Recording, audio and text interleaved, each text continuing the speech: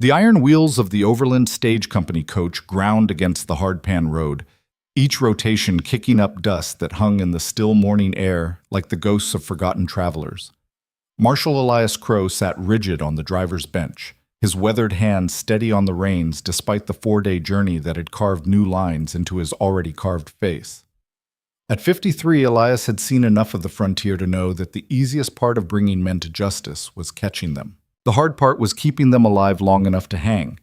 Inside the coach, the atmosphere was thick enough to choke on. Thomas and Jacob Morse sat shackled wrist and ankle, the chains connecting them to iron rings bolted into the coach floor. Modifications Elias had insisted upon when he'd learned who he'd be transporting. The Morse brothers had carved a bloody path through 3 territories, leaving behind widows and orphans and burned homesteads. Their crimes had finally caught up with them in a mining camp outside Silver Ridge, where Elias and his deputy had cornered them in a brothel, too drunk to fight and too arrogant to run. Thomas, the elder at 31, had the look of a man born mean and raised meaner. His beard was wild and matted with trail dust, his eyes the color of dirty ice. He sprawled against the leather seat as much as his chains would allow, one leg stretched out in a posture of contempt that suggested the shackles were a temporary inconvenience rather than the beginning of his end. Jacob, younger by 3 years, was cut from different cloth but dyed in the same blood. Where Thomas was broad and brutal, Jacob was lean and sharp, with the quick nervous energy of a rattlesnake coiled to strike. He'd killed his first man at 16, shot him in the back during a poker game in Dodge City. That was 12 years and at least 15 corpses ago, though the exact number was a matter of some debate. Jacob himself couldn't remember, or claimed he couldn't, which amounted to the same thing.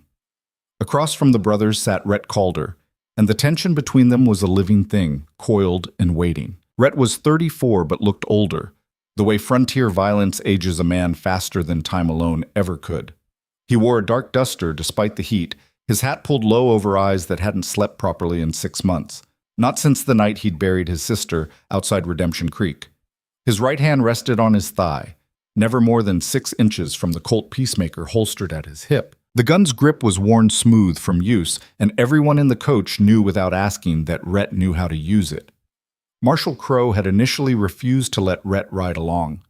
"This is a transport, not a vendetta," he'd said, but Rhett had presented papers, legitimate ones, much to Elias's surprise, showing he was licensed to operate as a private contractor for the Pinkertons. More importantly, he'd offered to pay double fare and provide an extra gun for the journey. Given the Morse brothers' reputation and the very real possibility that their associates might attempt a rescue, Elias had swallowed his objections and allowed it.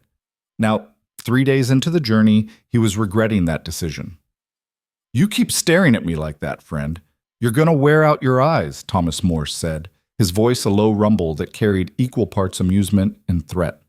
Rhett didn't blink, didn't speak, didn't move except for the slight curl of his fingers, an unconscious gesture toward the gun that never came.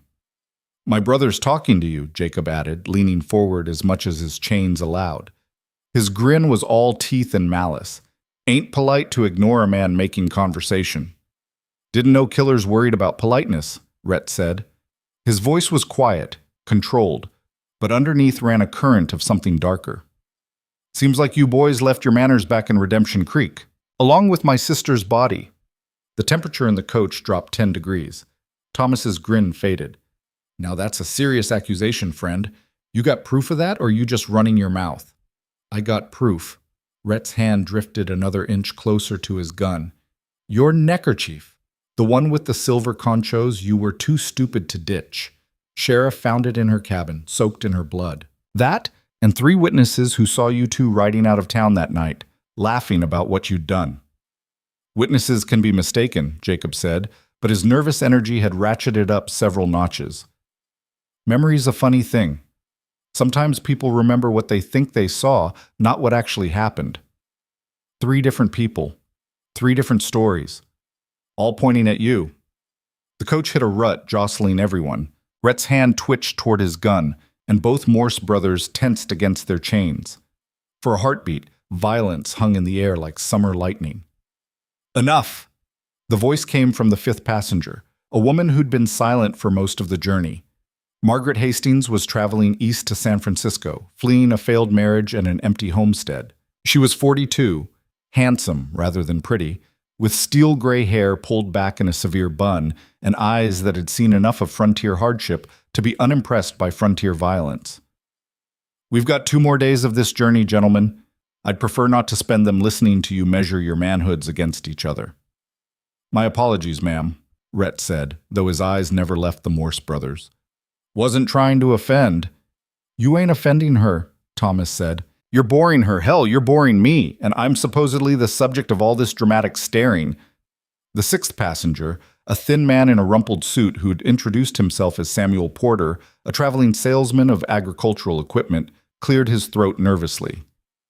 "Perhaps we could all just try to get along, for the sake of—" "Shut up, Samuel," Margaret said, not unkindly. Samuel shut up. The coach rolled on through the morning heat, the only sounds the creak of leather, the jangle of chains, and the steady thunder of hooves on packed earth. Outside, the landscape had shifted from scrub grass to genuine desert, a vast expanse of sand and stone, broken only by occasional stands of Joshua trees reaching toward the sky like the twisted arms of the damned. Elias guided the team along the established route, his eyes constantly scanning the horizon. This stretch of road was notorious for trouble, not just bandits, though there were plenty of those, but Apaches raiding up from the south and the simple, brutal hostility of the land itself. Water was scarce, shade was scarcer, and the sun beat down with the intensity of divine punishment. Around noon, they stopped at a relay station, or what was supposed to be a relay station. Elias pulled the coach to a halt in front of a low adobe building that squatted in the dust like a toad. The corral that should have held fresh horses was empty, the gate hanging open on broken hinges. The water trough was dry, the pump handle broken. "Stay inside," Elias commanded, climbing down from the bench with his Winchester in hand. "Something ain't right." But something being wrong on the frontier was as common as dirt, and Elias had learned long ago that the only way to find out what kind of wrong you were dealing with was to walk right up to it and look it in the eye. The station door hung ajar. Elias approached it slowly, rifle up, eyes moving, cataloging every detail. No blood on the ground. That was good. No bodies visible through the doorway. Also good. No sounds from inside. Less good. He pushed the door open with his boot. The station had been ransacked. Shelves that should have held supplies were overturned, their contents scattered across the dirt floor. The small stove in the corner was cold, the pot on top of it covered in dust. In the center of the room, someone had left a message scratched into the packed earth floor. "Turn back." "Friendly," Rhett said from behind him. Elias spun, rifle coming up. "Told you to stay in the coach." "You did." Rhett stepped into the station, his hand resting on his gun. "But I don't take orders from you, Marshal. We both know I'm only here by your grace, and grace runs out quick when bullets start flying. No bullets yet. Yet's doing some heavy lifting in that sentence." Rhett studied the message on the floor. "Question is, who's sending it? The brothers' friends warning us off? Or someone else entirely? Does it matter?" "Might. Different enemies require different strategies." Elias wanted to argue, but the man had a point. He stepped back outside, Rhett following. The desert stretched in all directions, vast and empty, and hiding 1,000 potential threats in its folds and shadows. Margaret had climbed out of the coach and was examining the broken water pump. "This wasn't wear and tear," she said, running her fingers over a clean break in the iron handle. "Someone took a hammer to this. Recently, too. There's no rust on the brake." "How recently?" Elias asked. "Day, maybe 2 at most. Metal rusts fast out here in the wet season, slower in the dry. But you'd still see something if it had been more than 48 hours. Samuel poked his head out of the coach, his face pale beneath his bowler hat. "Are we in danger?" "We're on the frontier, Samuel," Margaret said. "We've been in danger since we left civilization." Inside the coach, the Morse brothers were having a conversation in low tones. Elias couldn't make out the words, but he didn't like the tone. There was a quality to it, not quite satisfaction, but close. The sound of men hearing news they'd been expecting. "We need to move," Rhett said quietly. "This is a kill box. Wide open approach, no cover, no water, no way to call for help. We stay here. We're targets." "Agreed. But the horses need rest. and we need water. There's a creek about 6 miles north, Margaret said, off the main route, but I remember it from when my husband and I first came west. Spring-fed, runs year-round. We can water the horses there and fill our canteens. Elias considered. Off-route meant time lost, but it also meant water and a chance to avoid whoever had left that message. On the other hand, if the Morse brothers' associates knew the territory well enough to sabotage the relay station, they might also know about the creek. How far off the route? He asked. 2 hours, maybe 3 with the coach. Hard ground, though. The wheels will hold. We'll do it. Elias climbed back onto the driver's bench, gathering the reins. Everyone mount up. We're not staying here. Rhett hesitated, his eyes on the horizon. Marshal, if they hit us while we're moving, then we'll deal with it moving. Better than sitting here and waiting for them to pick their moment. They pulled out, leaving the ransacked station behind. The coach wheels cut new tracks through the desert, angling north off the established road. The horses sensed the tension and moved skittishly, ears swiveling at every sound. Inside the coach, conversation had died completely. Even Thomas Morse, who seemed to enjoy needling people as a general pastime, had lapsed into silence.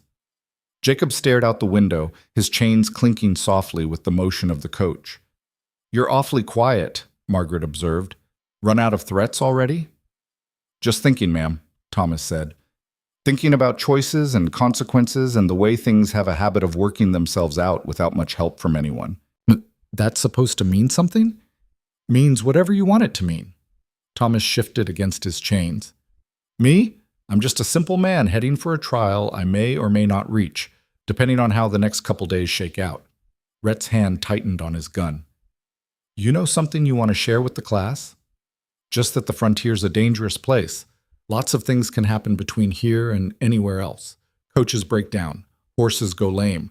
Bridges wash out. Thomas smiled, showing teeth that had seen better days. People die. Is that a threat? It's an observation. I'm chained to the floor of a moving prison, friend. What threat could I possibly pose? Before Rhett could respond, the coach lurched violently to the left. Elias swore from the driver's bench, fighting the reins as one of the wheels dropped into a hidden rut. For a terrifying moment, the coach teetered on 2 wheels, threatening to overturn. Margaret grabbed the doorframe, Samuel let out a small scream, and the Morse brothers' chains sang against the iron rings holding them. Then the wheel caught, the coach slammed back down on all 4 wheels, and they were moving again, though at a slower pace. Everyone alive? Elias called down. Define alive, Margaret said, straightening her hat. They continued north, the landscape gradually shifting. The flat desert gave way to rolling scrubland, dotted with sage and the occasional stunted tree. The air held a hint of moisture that hadn't been there before. A promise of water somewhere ahead. Margaret proved right about the creek. They found it as the sun reached its zenith, a ribbon of silver cutting through rust-colored stone. The water wasn't deep, but it was clear and cold, fed by springs somewhere in the hills to the east. Elias brought the coach to a halt in the shade of a rock outcropping and climbed down, every muscle aching from the hours on the hard bench. 30 minutes, he announced. Water the horses, fill the canteen, stretch your legs. We don't stop again until nightfall. The horses, sensing water, needed no encouragement. They pulled toward the creek, and Elias let them drink while he filled the water barrels lashed to the coach's side. Rhett stood guard, his eyes on the surrounding hills, while Margaret and Samuel walked the kinks out of their legs. Inside the coach, the Morse brothers remained chained, watching through the windows. Thirsty? Rhett asked them, his tone making it clear he hoped the answer was yes. Could use a drink, Jacob admitted. Shame, Rhett turned away. Rhett, Margaret's voice held a note of warning. They're still human beings, regardless of what they've done. Are they? Rhett looked back at the brothers. Human beings don't do what they did to my sister. Human beings don't burn families alive for the fun of it. These are rabid dogs in human skin, and the only question is whether we put them down here or wait for a judge to do it. The law says we wait for a judge, Elias said, approaching with 2 tin cups of water. He climbed into the coach and held them out to the brothers. Drink slow. That's all you're getting until tonight. Thomas took the cup with his shackled hands, his chains rattling. Appreciate the kindness, Marshal. Man could get to thinking maybe there's hope for civilization yet. Don't mistake necessity for kindness. I need you alive to face trial. Beyond that, I don't care about your comfort." Still, Thomas drank, then passed the cup to his brother. In a world of men like him, he nodded toward Rhett. "It's good to know there's still a few like you. Men who believe in something besides revenge." Don't confuse belief with weakness," Elias said. "I believe in the law because I've seen what happens without it. Seen whole towns tear themselves apart over feuds and vendettas. The law is the only thing standing between us and the animals." "Maybe." Thomas handed back the empty cup. "But out here, Marshal, sometimes the line between law and animal gets mighty thin, especially when the law is written by men in comfortable offices 1,000 miles from where it gets enforced." Elias didn't respond. He climbed out of the coach and returned to watering the horses, leaving the brothers to their chains and their philosophy. Rhett, meanwhile, had climbed one of the rock outcroppings for a better view. From 30 feet up, the landscape spread out in all directions. Miles and miles of empty country, broken only by distant mesas and the wavering heat shimmer that made the horizon dance. He scanned methodically, looking for any sign of pursuit or ambush. Nothing. Just desert and stone in the endless sky. But that meant nothing. The frontier had a way of hiding threats until they were right on top of you, and Rhett had learned long ago that the absence of visible danger was not the same thing as safety. He climbed back down and found Margaret refilling her canteen. "See anything?" she asked. "Whole lot of nothing, which worries me more than something would." "You think they're out there? The brothers' associates?" "Someone sabotaged that relay station. Someone left us a message. Whether that someone is working for the Morses or has their own agenda, they're out there somewhere." He paused. "Why are you really heading to San Francisco?" The question seemed to surprise her. "I told you, failed marriage, fresh start." Most people running from a failed marriage don't run to one of the most expensive cities on the coast. They run to family or friends or somewhere they can afford to start over. San Francisco's a rich man's city. Margaret smiled, though it didn't reach her eyes. "Who says I'm poor? Your dress says you're not rich. Your hands say you've done hard work. Your eyes say you've seen things you'd rather forget. None of that adds up to San Francisco society. You're very observant for a gunfighter." "I'm alive because I'm observant. The gunfighting's just what I do with the information." Margaret looked at him for a long moment, then seemed to come to a decision. "My husband took his own life 3 months ago. Shot himself in the barn after we lost everything. The crops, the livestock, the land. Before he died, he'd taken out an insurance policy. A good one. The kind that pays out even for suicide if enough time has passed between purchase and death. He waited exactly the required period. Timed it to the day." "I'm sorry." "Don't be. He did it for me. Left me enough to start over somewhere new, somewhere I could be someone other than the widow of a failed rancher. San Francisco's expensive, yes, but it's also anonymous. No one there knows me. No one there will judge me for what my husband did or didn't do. I can just be." Rhett nodded slowly. "And if we don't make it to San Francisco?" "Then I suppose I'll die in the desert instead of growing old in a city. Either way, the trying's the point." She looked at him. "What about you? Once you've killed the Morse brothers, and don't tell me you're not planning to, what then?" "Haven't thought that far ahead." "Liar. You strike me as a man who thinks everything through 6 different ways. You've got a plan. Question is whether that plan ends with you dead or just empty." Before Rhett could respond, Elias called out, "Time to move!" They climbed back into the coach, resuming their positions. The horses, refreshed by water and rest, pulled with renewed vigor as Elias guided them back toward the main route. The afternoon sun beat down mercilessly, turning the coach into a mobile oven despite the shade provided by the canvas top. Around 3 o'clock, they rejoined the main road and found the bridge destroyed. Elias pulled the horses to a stop, staring at what should have been a simple wooden bridge spanning a dry wash. Instead, he saw shattered timbers and scorched earth, the unmistakable evidence of deliberate demolition. Someone had used black powder to blow the bridge, and recently, the wood was still smoldering. "Son of a bitch," he muttered. Rhett was out of the coach immediately, gun drawn, eyes scanning the ridgelines on either side of the wash. "This was done in the last hour, maybe less. They're close." "They knew our route," Samuel said, his voice climbing toward panic. They knew exactly where we'd be and when we'd be here. We're being hunted. Calm down. Margaret's voice was sharp. Panic helps no one. But Samuel was right, and they all knew it. Whoever was after them had resources, information, and the will to use both. The sabotaged relay station could have been opportunistic. This was planned, coordinated, professional. We can ford the wash, Elias said, studying the terrain. It's dry, and the banks aren't too steep. We'll have to unload some weight to make it easier on the horses, but we can do it. Or we could turn back, Samuel suggested. Head back to what? Rhett interrupted. The sabotaged relay station? They'll have people there by now, counting on us turning back. Forward's our only option. They unloaded everything not essential, spare parts, extra food, luggage, and Elias guided the lightened coach down into the wash. The horses strained against the weight, hooves scrabbling for purchase on the loose dirt.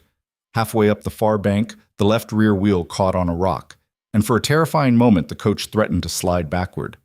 Everyone who could pushed. Margaret, Rhett, even Samuel put their shoulders to the coach and shoved with everything they had. The Morse brothers, still chained inside, couldn't help even if they'd wanted to, which they clearly didn't. Thomas watched through the window with an expression of bemused interest, as if observing a particularly entertaining stage play. With a final heave, the coach crested the bank and rolled onto level ground. Everyone collapsed, breathing hard, covered in dust and sweat. 5 miles to Redemption Pass, Elias said, consulting the map he kept in his coat pocket. There's a way station there, a real one, with people. We can get fresh horses, maybe wire ahead for backup. Assuming it hasn't been sabotaged like everything else, Rhett pointed out. You got a better suggestion? Rhett didn't. They pressed on as the afternoon wore into evening. The landscape grew rougher, the road narrower, hemmed in by rock walls that rose on either side. This was Apache country, always had been, though most of the tribes had been pushed south or onto reservations. Still, the bones of the land remembered them, and occasionally you'd see signs. Old campfires, pictographs on stone, the ruins of ancient dwellings built into cliff faces. As the sun touched the western horizon, painting the sky in shades of orange and red, they spotted smoke rising in the distance. Elias felt his stomach drop. That smoke was coming from where Redemption Pass should be. They found the way station burning. The building was engulfed in flames, the fire so hot they could feel it from 100 yards away. The bodies of 2 men lay in the yard, shot multiple times and left where they fell. The horses that should have been in the corral were gone, either stolen or scattered. And standing near the fire, as if warming themselves against an evening chill, were 4 men with rifles. The lead man stepped forward as the coach rolled to a halt. He was tall and lean, with a scar that ran from his left eye to his jaw, bisecting his face like a second permanent smile. He held his rifle casually, pointed at the ground, but ready to rise at a moment's notice. "Evening, Marshal," he called out. "Nice night for a ride, ain't it?" Elias's hand moved slowly toward his Winchester. "You boys got a reason for burning down a federally protected way station and murdering its operators?" "Federally protected." The scarred man laughed. "That's rich? Ain't no federal protection this far from anywhere, Marshal. Out here, protection's just another word for what the strong take from the weak." "You working for the Morses?" "Working for? Now that's insulting. We're associates. Partners in a business venture that requires the temporary relocation of our friends currently residing in your coach." He raised his voice. "You boys all right in there?" "Right as rain, Cutter," Thomas called back, though these accommodations leave something to be desired. The scarred man, Cutter, apparently, smiled his natural smile, the one that curved his mouth without involving his eyes. "Well, we'll have you out of there shortly, just as soon as the good Marshal here recognizes the futility of his position and surrenders." "Not happening," Elias said. "No? Let's examine the facts then. You got 6 people. 2 of them chained, 1 of them a woman, 1 of them looks like he's about to piss himself." Samuel made a small noise of protest. "Against me and my 3 associates here, plus another 4 scattered in the rocks with excellent firing positions on your coach. You're outgunned, outmanned, and out of options. Surrender seems like the smart play." Rhett stepped out of the coach, his duster swirling in the hot wind from the fire. "You're forgetting something." "What's that?" "Smart plays are for smart people. We're just mean and stubborn." Cutter's smile widened. "I like you." Shame, I'm probably going to have to kill you. Probably won't be as easy as you think. Everything's easy if you're willing to pay the price. Cutter raised his rifle slightly. Last chance, Marshal. Hand over the Morse brothers, and the rest of you can walk away. Hell, keep your coach, keep your weapons. We don't want trouble with you, just our property back. Property. Elias spoke the word like it tasted bad. You mean the two murderers who are wanted in 3 territories for crimes including arson, rape, and the killing of at least 23 people that we know of? Alleged crimes. They ain't been convicted yet. They will be. Not if they're dead before trial. Cutter's eyes flicked to Rhett. And I'm guessing your friend there's got every intention of making that happen, law or no law. The accusation hung in the air. Rhett didn't deny it. So here's what's going to happen, Cutter continued. You're going to refuse my generous offer because you're a lawman, and lawmen are stubborn bastards who can't see sense even when it's burning right in front of them. Then shooting's going to start, and people are going to die. Maybe you, maybe your passengers, maybe even me, though I doubt that last one. And at the end of it, the Morse brothers are going to ride out of here, free or dead, but either way, not in your custody. Only question is how many corpses we leave behind to mark the occasion. Elias felt sweat running down his back that had nothing to do with the heat from the burning building. Cutter was right about the tactical situation. They were pinned down, outnumbered, with limited cover and no way to retreat. But surrender wasn't an option. The law was the only thing separating civilization from chaos, and if he gave up now, he'd be admitting that the law meant nothing out here beyond the reach of telegraph wires and federal courts. No deal, he said. Cutter sighed. Figured you'd say that. Shame. He raised his rifle, and all hell broke loose. The first shot came not from Cutter, but from somewhere in the rocks, one of the hidden shooters taking the initiative. The bullet spanged off the coach's iron fittings, inches from Elias's head. He dropped from the driver's bench, Winchester coming up, and returned fire in the direction of the muzzle flash. Rhett's Colt barked twice, fast shots that sent Cutter diving for cover. Margaret grabbed Samuel and hauled him down behind the coach's rear wheel. Inside the coach, the Morse brothers were shouting something, but their words were lost in the sudden thunder of gunfire. Cutter's men spread out, using the burning building and the rocks for cover. They had good firing positions and used them well, their shots methodical and accurate. A bullet punched through the coach's canvas top. Another starred the window glass. A third kicked up dirt near Margaret's foot. Elias fired, ejected the spent casing, fired again. His first shot went wide. His second caught one of Cutter's men in the shoulder, spinning him around. The man dropped his rifle, clutching the wound, and scrambled for better cover. Rhett moved like he'd been born to gunfights, his body flowing from position to position, never staying still long enough to make an easy target. His shots were precise, economical, each one placed with the care of a craftsman. One of the hidden shooters cried out, his rifle clattering down the rocks. But there were too many of them, and they had the advantage of position. "We can't stay here," Margaret shouted over the gunfire. She'd found a pistol somewhere, probably Samuel's, given how he was cowering behind the wheel without it, and was firing with surprising accuracy toward the rocks. "The coach won't make it," Elias called back. "They'll shoot the horses before we get 10 yards. Then we ford up, use the coach as cover and make them come to us." It was the only option available, so they took it. Elias fired 3 more shots to cover their movement, then fell back to the coach. Rhett followed, reloading on the move with the practiced ease of long experience. Inside the coach, Thomas Morse was laughing. "Hell of a situation, ain't it?" he said, his chains rattling as the coach rocked from impact after impact. "All this shooting over us. Makes a man feel valued." "Shut up," Rhett snarled, jamming fresh rounds into his Colt. "Or what? You'll shoot me? Go ahead.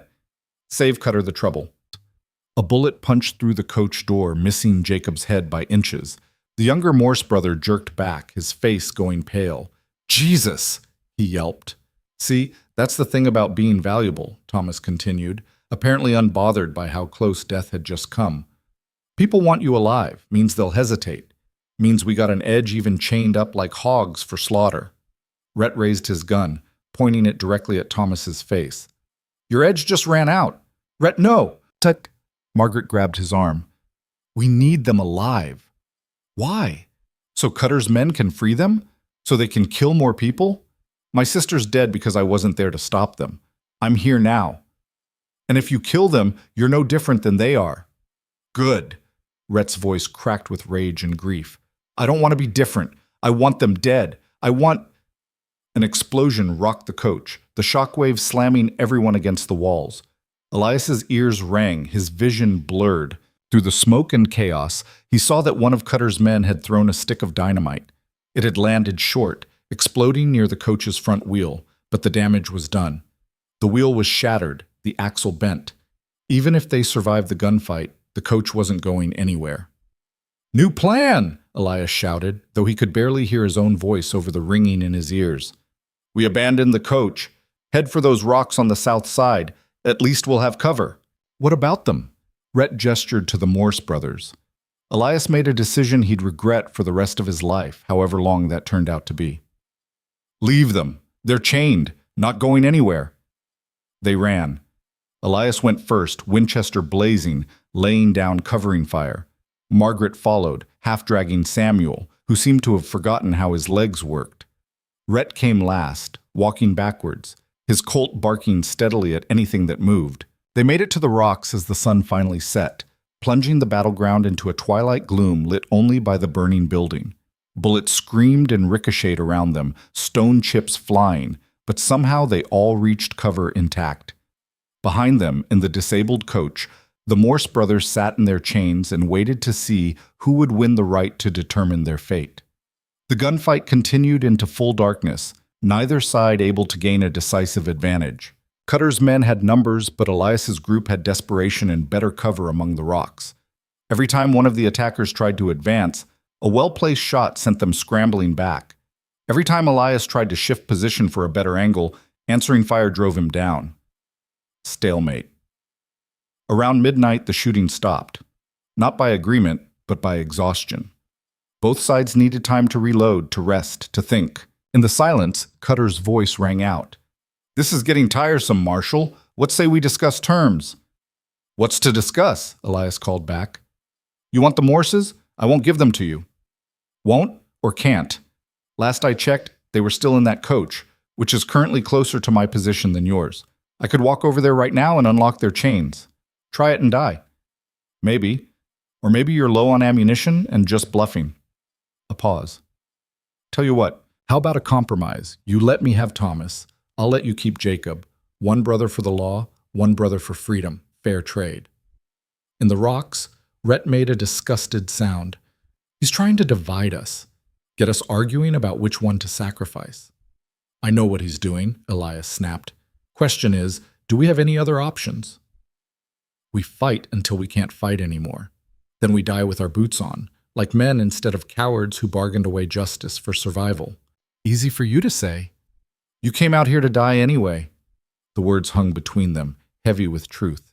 Rhett's face was invisible in the darkness, but Elias could feel the weight of his stare. Yeah, Rhett said finally. I did, but that doesn't make me wrong. Margaret spoke up from where she crouched behind a boulder, still clutching Samuel's pistol. We're not trading anyone, we're not surrendering, but we can't stay here either. Come dawn, they'll have clear shots at us, and this position won't hold. So what do you suggest? We wait until just before dawn, the darkest hour, when everyone's tired and cold and their guards down. Then we move, fast and quiet. Circle around, get back to the coach, get the Morses, and make a run for it. On foot? With 2 prisoners in chains? You got a better idea? Elias didn't. They waited through the long, cold desert night. The temperature dropped 40 degrees, transforming the landscape from oven to icebox. Elias wrapped himself in his coat and tried not to think about all the ways this could go wrong. Beside him, Rhett sat perfectly still, a statue of vengeance carved from shadow and starlight. Samuel whimpered occasionally, earning sharp rebukes from Margaret, who seemed to have appointed herself the group's disciplinarian. She'd tied her hair back with a strip of cloth torn from her dress and smudged dirt on her face to break up its pale outline. In the darkness, she looked like a completely different person, harder, meaner, more capable. You've done this before, Rhett observed quietly. Done what? Combat. This isn't your first gunfight. Margaret smiled, a flash of white in the darkness. My husband and I didn't lose our ranch to bad weather and poor crops. We lost it to claim jumpers. Men who thought a woman and an aging farmer would be easy pickings. They were wrong. We killed 3 of them before the rest decided to try easier targets. She paused. My husband never recovered from it. From the killing. It broke something inside him. By the time he put that gun to his head, he'd been dead for months. Just took his body a while to catch up. I'm sorry. Don't be. He made his choice. I made mine. Both of us did what we thought we had to do. Only difference is, I'm still here to live with the consequences. The hours crawled past. Somewhere around 4 in the morning, the fire at the way station finally burned itself out, leaving only glowing embers and the acrid smell of charred wood. The darkness became absolute, broken only by stars so bright and numerous they cast faint shadows.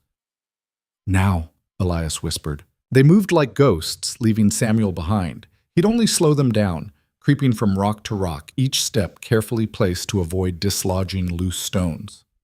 Elias went first, Winchester ready. Margaret came next, surprisingly quiet for someone in a dress. Rhett brought up the rear, his gun constantly moving, covering all angles. They'd covered maybe 50 yards when a voice stopped them cold. I was wondering when you'd try this. Cutter stepped out from behind the disabled coach, his scarred face visible in the starlight. He was alone, or appeared to be, his rifle resting casually against his shoulder. You're predictable, Marshal, he continued, brave, stubborn, and predictable. Figured you'd make a play in the dark, try to get your prisoners back before dawn gave us the advantage. So I waited here, just me and these 2. He gestured toward the coach, where the Morse brothers presumably still sat chained. Elias raised his Winchester. Step away from the coach. Or what? You'll shoot me? Go ahead. My boys hear that. They'll light up your position like a Christmas tree. Kill you. Kill the woman. Kill your gunfighter friend. Everybody dies except these 2. He nodded toward the Morses. Because, like I said, we need them alive. Why? The question came from Rhett. What's so important about 2 murdering outlaws that you'd burn a federal way station and kill innocent people to free them? Innocent, Cutter laughed. Ain't no such thing as innocent on the frontier, friend. Just people who've been caught and people who haven't. As for why we want the Morse brothers, that's between us and them. They have information, Margaret said suddenly. About something big. A robbery, maybe, or a heist. Something worth more than their lives. Cutter's smile widened. Smart woman. Shame you're on the wrong side of this. There's no wrong side of justice. Justice. Cutter spit the word like it was poison. Lady, justice is what the strong say it is. Right now I'm strong, you're weak, and justice says the Morse brothers are coming with me. He started to turn toward the coach. Rhett shot him. The Colt barked once, the muzzle flashed bright in the darkness. Cutter jerked, stumbled, but didn't fall. He'd turned at just the right moment, and the bullet meant for his heart had caught him high in the shoulder instead. God damn! Cutter bellowed, clutching the wound. Blood black in the starlight poured between his fingers. Kill them! Kill them all! Gunfire erupted from multiple positions. Cutter's men had been waiting, hidden in the darkness, and now they opened up with everything they had. Bullets screamed through the air, ricocheting off rocks, tearing through the sage. Elias fired toward a muzzle flash, heard a cry of pain. Margaret shot twice more, methodical and calm despite the chaos. Rhett advanced toward the coach, firing as he went, forcing Cutter's men to duck and cover rather than aim properly. He reached the coach just as Cutter, still clutching his bleeding shoulder, managed to unlock the brothers' chains. No, you don't! Rhett aimed his gun at Thomas Morse's head. Move and I'll paint the inside of this coach with your brother's brains. Thomas, free from his chains for the first time in days, just smiled. No, you won't. You want us to suffer. Want us to know what's coming. A quick bullet's too easy, and you know it. He was right, and they both knew it. Thomas dove out of the coach, his brother right behind him. Rhett fired, missed, fired again. The second shot caught Jacob in the leg, spinning him around, but Thomas grabbed his brother and hauled him toward the darkness and the waiting horses Cutter must have hidden nearby. Rhett started to follow, but Elias grabbed his arm. Let them go! Like hell! We can't win this fight. Not here, not now. We fall back, regroup, track them at first light. Every instinct Rhett had screamed at him to pursue, to end this now while he had the chance. But Elias was right. They were outgunned, nearly out of ammunition, and the Morse brothers were disappearing into the darkness on fresh horses while they were on foot. "We're not done," Rhett said, but he lowered his gun. They retreated to the rocks, collected Samuel, who'd apparently spent the entire firefight praying, and withdrew south, away from Cutter's position and the burning way station. Behind them, they could hear shouting, the sound of horses, and Cutter's voice raised in fury over his wound and the escape attempt.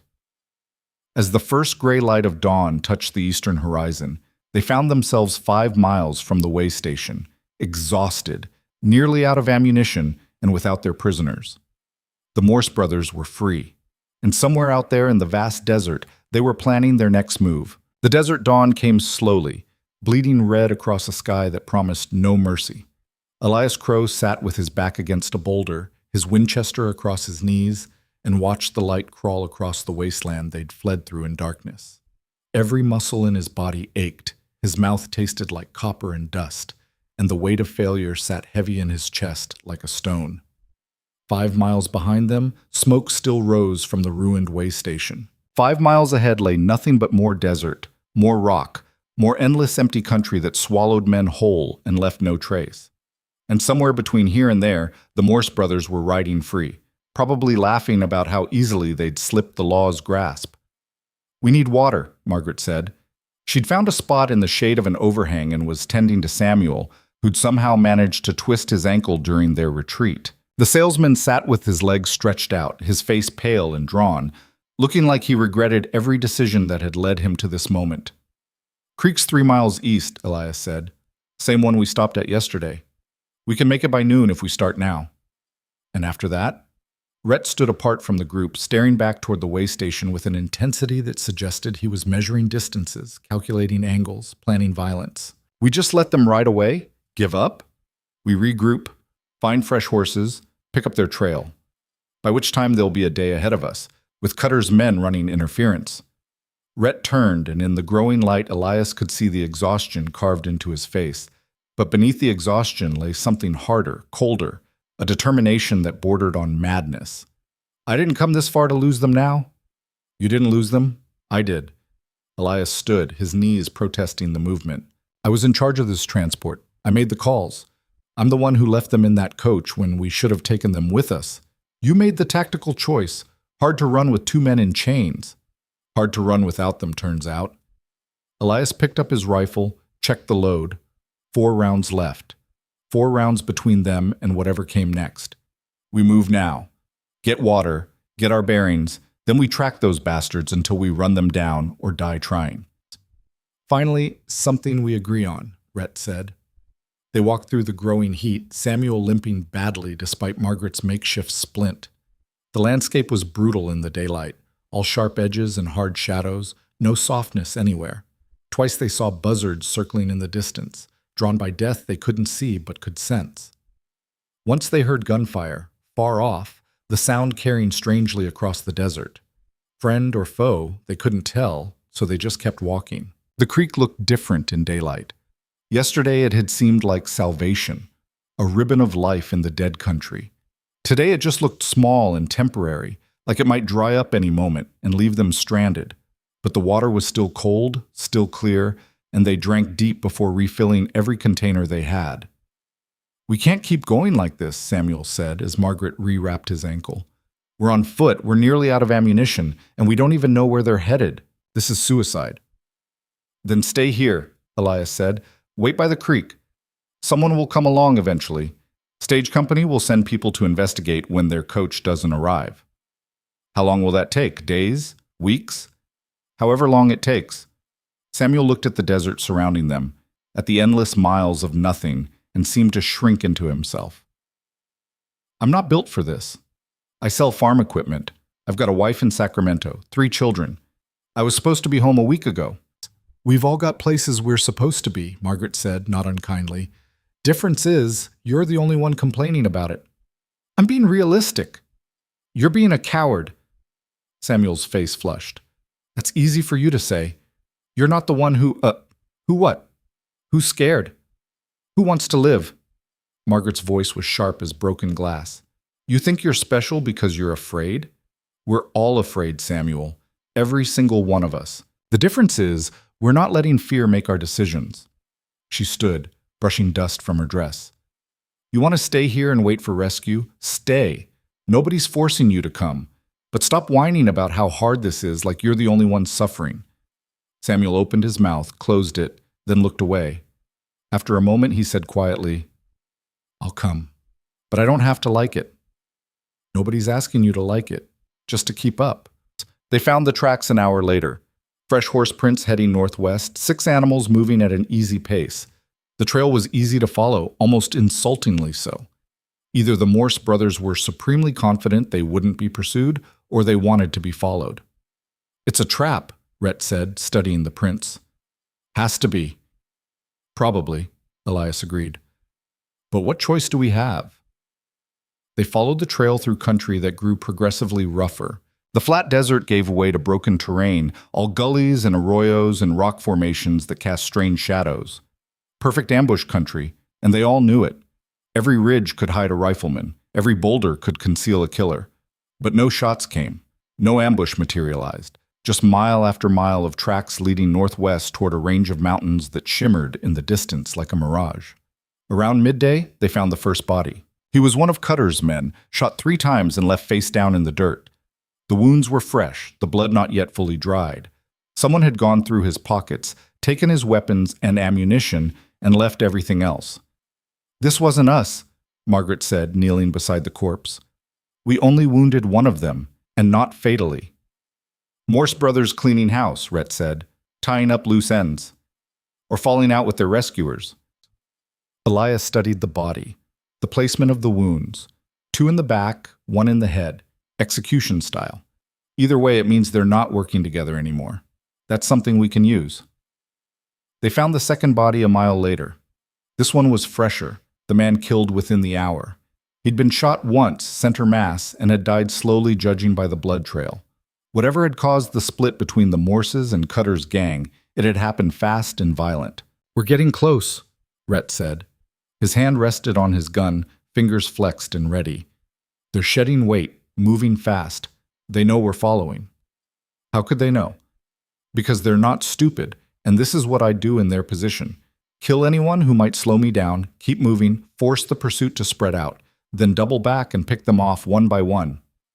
As if summoning it by speaking, a gunshot cracked across the desert.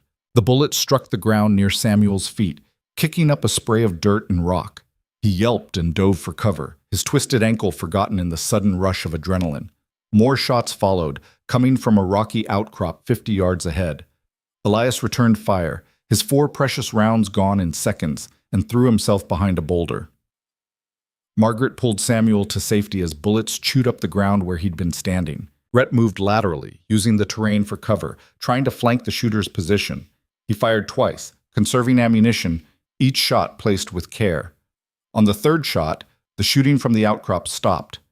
They waited, counting heartbeats, listening for any sound that might indicate a trap. Nothing. Just the desert wind and the distant cry of a hawk. Rhett approached the outcrop carefully, gun leading. He disappeared behind the rocks, and for a long moment there was only silence. Then his voice called out, "Clear! It's Cutter!" They found the scarred man propped against a boulder, his shirt dark with blood from the shoulder wound Rhett had given him hours ago. The bleeding had slowed but never stopped, and now he was pale as milk, his breathing shallow and ragged. His rifle lay nearby, empty.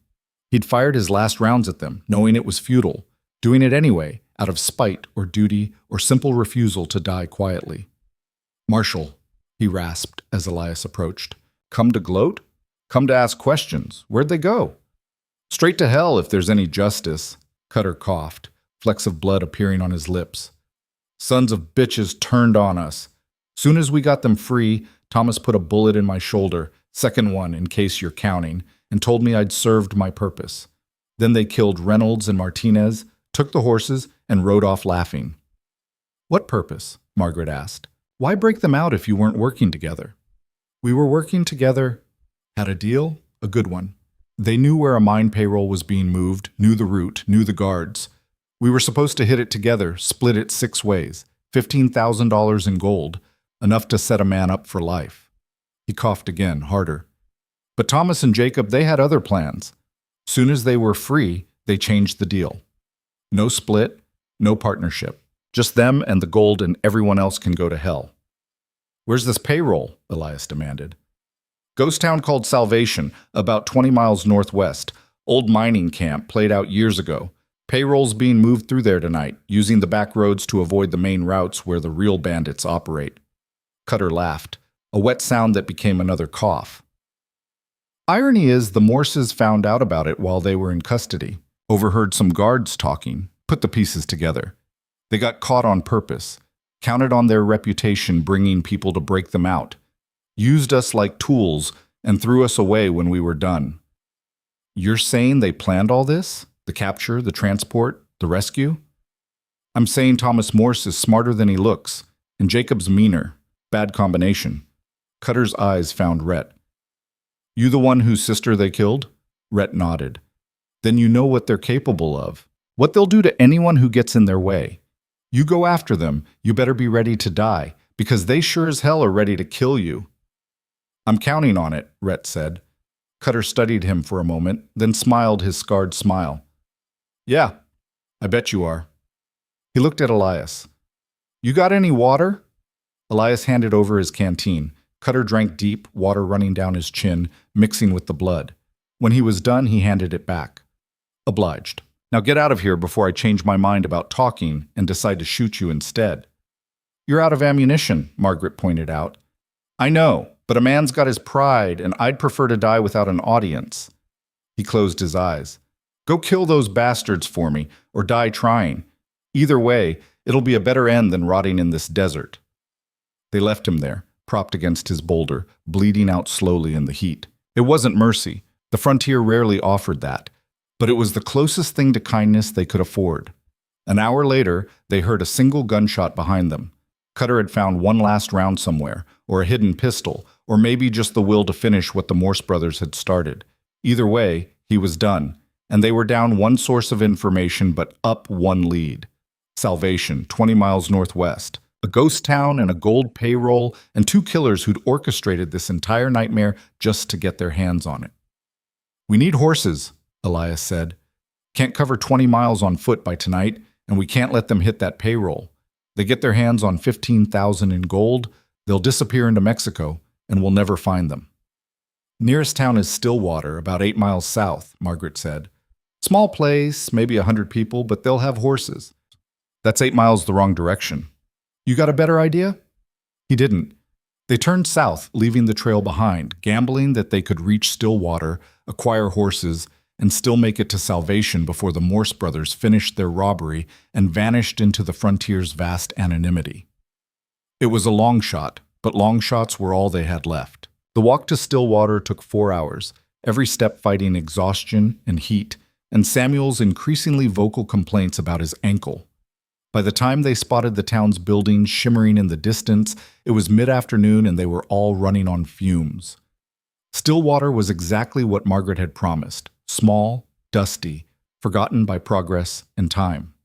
A single street ran through the center, lined with weathered buildings that looked one strong wind away from collapse. A saloon, a general store, a livery, and a handful of houses comprised the entire settlement. Maybe 100 people lived here, maybe fewer. It was hard to tell in the afternoon heat when anyone with sense stayed inside and out of the sun. They headed straight for the livery, where they found the owner, a leathery old man named Hackett, shoeing a mule with the deliberate care of someone who had nowhere else to be and nothing else to do. "Help you folks?" he asked without looking up from his work. "Need 4 horses," Elias said. "Saddles and tack we can pay." "I'm sure you can. Question is, do I want to sell?"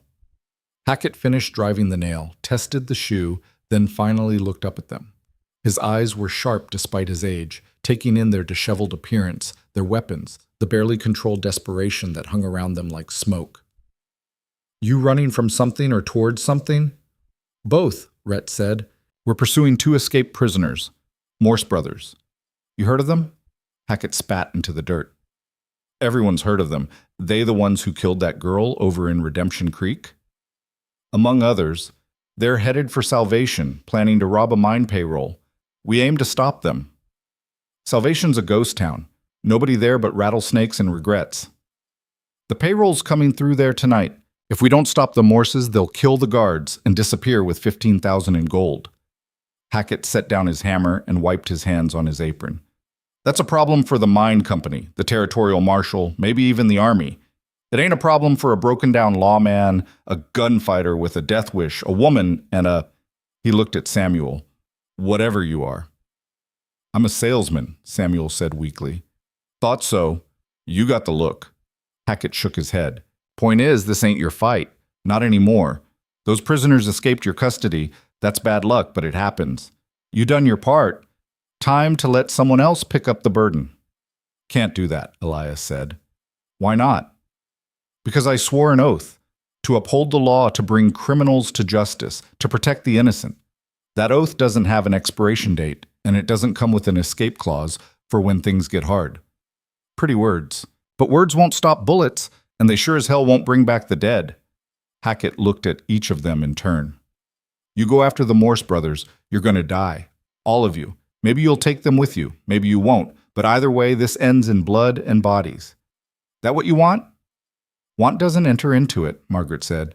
Those men killed my neighbors, burned their farms, destroyed lives for profit and amusement. Someone has to stop them, and we're the ones here to do it. Noble sentiment, still gets you killed. Then we die. Her voice was flat, matter of fact. But at least we die trying to make a difference instead of hiding in a nowhere town and pretending the world's evils don't reach this far. Hackett stared at her for a long moment, then sighed. You're all fools, but I respect conviction, even foolish conviction. He gestured toward the stalls. Got 4 horses. They ain't much, but they're sound. $200 for the lot, including tack. That's highway robbery, Elias protested. No, that's the price of horses when you're desperate, and I know it. You want to haggle? Go somewhere else. Otherwise, pay up or walk. Elias paid. They rode out of Stillwater an hour later, mounted on horses that were indeed not much but were at least capable of covering ground. The sun was already descending toward the western horizon, turning the sky orange and gold.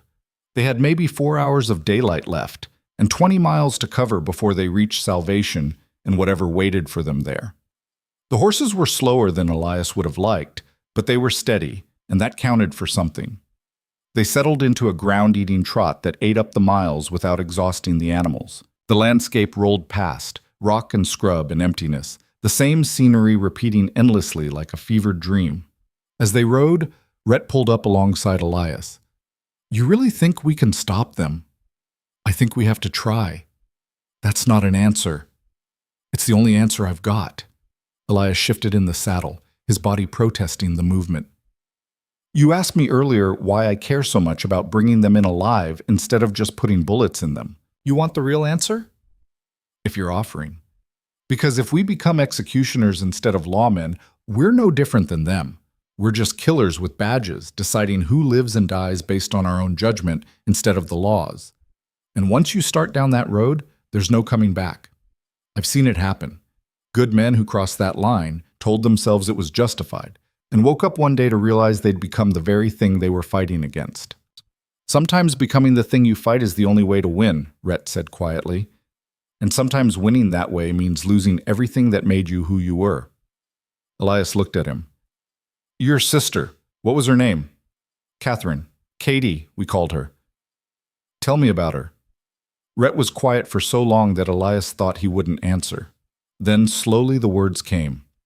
She was 22. Taught school in Redemption Creek, had about 15 students. She loved it, loved teaching, loved seeing kids learn to read and write and think for themselves. Said education was the only way to tame the frontier, to turn it from wilderness into civilization. He paused. She was engaged to a rancher named Thomas Dillon. Good man, solid. They were planning to get married in the spring. What happened? Morse brothers rode through town one night, drunk and looking for trouble. They saw Katie walking home from the schoolhouse. She was pretty, and they were animals, and his voice caught. They dragged her into her cabin. What they did to her before they killed her, I won't repeat. But when the sheriff found her the next morning, she was barely recognizable. And they'd written things on the walls, vile things, laughing about what they'd done. I'm sorry. Everyone's sorry. Sorry doesn't bring her back. Sorry doesn't undo what they did. Sorry's just a word people say to fill the silence where justice should be.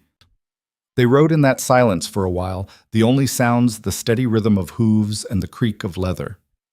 Finally, Margaret spoke up from behind them. My husband's name was Robert Hastings. He was a good man, a kind man, but the frontier broke him piece by piece until there was nothing left but shame and failure and the weight of expectations he couldn't meet. When he shot himself, he left a note, just 3 words. I'm sorry, Margaret. She laughed, a sound without humor, as if sorry could pay the debts, could replant the failed crops, could give me back the years we spent fighting a land that didn't want us. Why are you telling us this? Samuel asked. He'd been riding in silence, nursing his ankle and his grievances, but now he looked genuinely curious. Because you asked earlier why we're doing this, why we're risking our lives to chase 2 killers across the desert when we could just walk away. Margaret looked at each of them. This is why. Because people we loved were destroyed by men like the Morses, by the violence and cruelty that the frontier breeds and shelters. And because if we don't stand against it, who will? The law's too far away. The army's too busy. It comes down to us, here, now, to decide whether justice means anything or if it's just another pretty word people use to feel better about the world's brutality. That's a lot of philosophy for a revenge mission, Samuel muttered. It's not revenge if it's justice, Elias said, though I'll grant the line between them is pretty thin sometimes. Justice, revenge, call it what you want. I just don't want to die for it. Then stay behind when we reach salvation. Nobody's asking you to fight. Samuel considered this, then shook his head. No, I'll fight. Not because I believe in justice or want revenge, but because I'm tired of being afraid. I'm tired of running from every hard thing that comes my way. I'm tired of being the man who survives by hiding while others do the dying. He straightened in his saddle. My wife and children will have me back alive or dead, but at least dead I'll be someone they can be proud of instead of ashamed. That's the spirit, Margaret said dryly. Nothing motivates like spite and self-loathing. Despite everything, Elias found himself smiling. They were a strange group, a failed lawman, a vengeance-seeking gunfighter, a widow fleeing her past, and a salesman trying to find courage he'd never possessed. No one would write songs about them. No one would remember their names once they were gone. But they were here, and they were trying, and maybe that counted for something. The sun touched the horizon as they crested a rise and saw salvation spread out below them. Ghost Town was an accurate description. Maybe 30 buildings had once stood here, built during a silver boom that had died almost as quickly as it started. Now most of them were collapsed or collapsing, their wood weathered to gray by sun and wind and time. A church steeple still stood, though the church itself had lost its roof. A 2-story hotel listed to one side like a drunk trying to stay upright. The main street was overgrown with sage and tumbleweeds, nature reclaiming what humans had abandoned. And somewhere down there, the Morse brothers were waiting. I don't see them, Margaret said, shading her eyes against the dying light. They're there, Rhett said with certainty, probably holed up in one of the more intact buildings, watching for the payroll. Question is, do we go in now or wait for full dark? We go in now, Elias decided, before they expect us. They think we're hours behind, still on foot. We hit them fast, you surprised even the odds. And the payroll guards? We warn them if we can, but the Morses are the priority. We stop them, the guards can handle themselves. They descended toward salvation as the last light bled from the sky, 4 riders against the growing darkness and whatever waited for them in the ruins below. The horses' hooves kicked up small clouds of dust that hung in the still air, marking their passage like smoke signals. 100 yards from the town's edge, Elias raised his hand, bringing them to a halt. We split up. Margaret, you and Samuel take the east side, move building to building, look for any sign of them. Rhett and I'll take the west. We meet in the middle, by that old hotel. Anything moves that isn't us, shoot first and question later. What about the payroll? Samuel asked. If we hear wagons coming, we signal them to stay back. 1 shot means danger, 2 shots means all clear. They separated, disappearing into the ruins like ghosts joining ghosts. Elias and Rhett moved through the gathering darkness, weapons ready, every sense straining. The town was eerily silent. No wind, no animal sounds, just the soft crunch of their boots on debris and the racing of their own hearts. The first building they checked was an old saloon, its doors hanging askew. Inside, darkness and decay. The bar rotted through. The mirror behind it shattered into 1,000 fragments that reflected nothing. No sign of recent occupation. The second building was a general store, its shelves long since picked clean. Rat droppings on the floor, old newspapers turning to dust, but no Morses. They were checking the third building when they heard the scream. It came from the east side of town, where Margaret and Samuel had gone. A man's voice, high and terrified, cut off suddenly.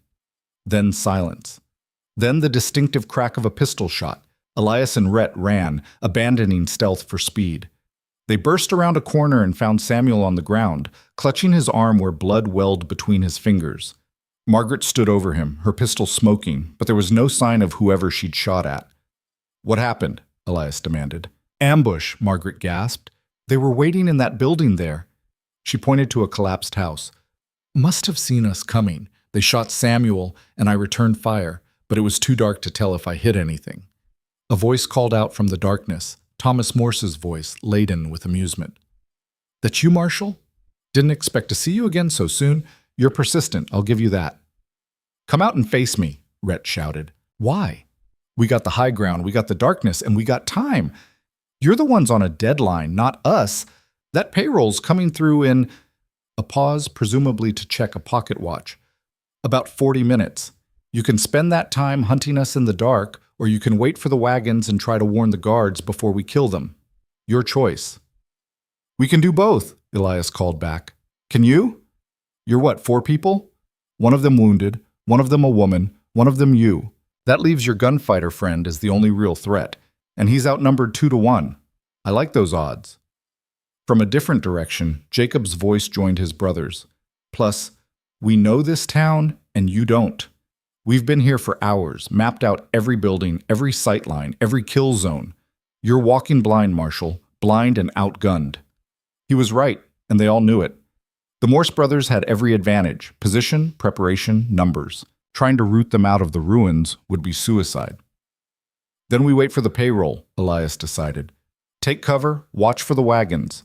When they come, we warn them, and we all deal with the Morses together." They found shelter in what had once been a bank, its walls still mostly intact, and its position giving them a view of the main street. Samuel's wound wasn't serious. The bullet had grazed his forearm, painful but not life-threatening. Margaret bandaged it with strips torn from her dress, while Elias and Rhett watched the darkness for any sign of movement. "This is insane," Samuel muttered through gritted teeth. "We're going to die here, all of us. For what? A payroll we don't care about and 2 killers who've already escaped?" "They haven't escaped yet," Rhett said. "Not while I'm still breathing." "That's the problem. You're so focused on revenge you can't see we're walking into a massacre." "Samuel." Margaret's voice was gentle but firm. "Either shoot or be quiet. Complaining helps no one." Time crawled past, measured in heartbeats and shallow breaths. The darkness was complete now, the moon not yet risen, the stars providing only the faintest illumination. Somewhere out in the ruins, the Morse brothers waited with the patience of predators who knew their prey had nowhere to run.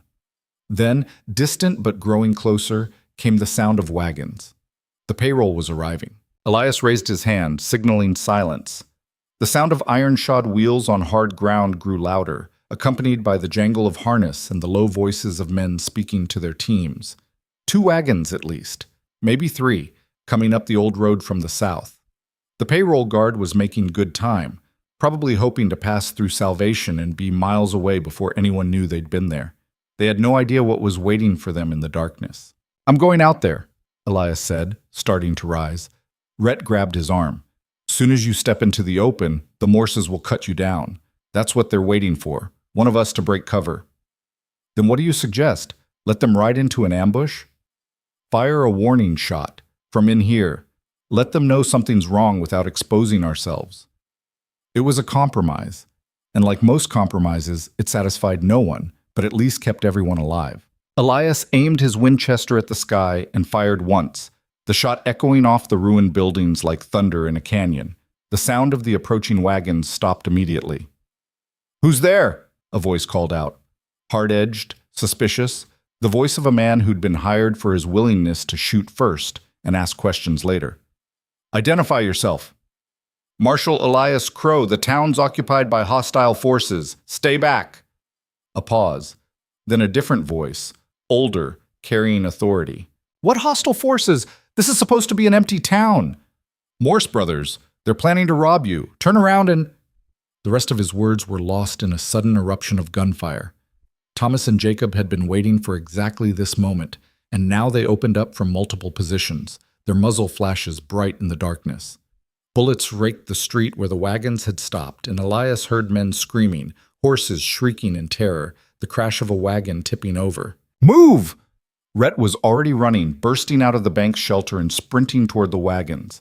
Elias followed, Margaret right behind him, their weapons barking as they fired toward the muzzle flashes. Samuel stayed behind, clutching his wounded arm, his face white in the starlight. The scene that greeted them was chaos incarnate.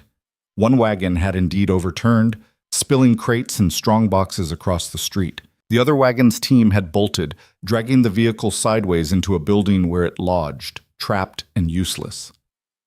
4 guards lay scattered across the ground, 2 clearly dead, 1 crawling and leaving a trail of blood, 1 crouched behind an overturned crate and returning fire blindly into the darkness.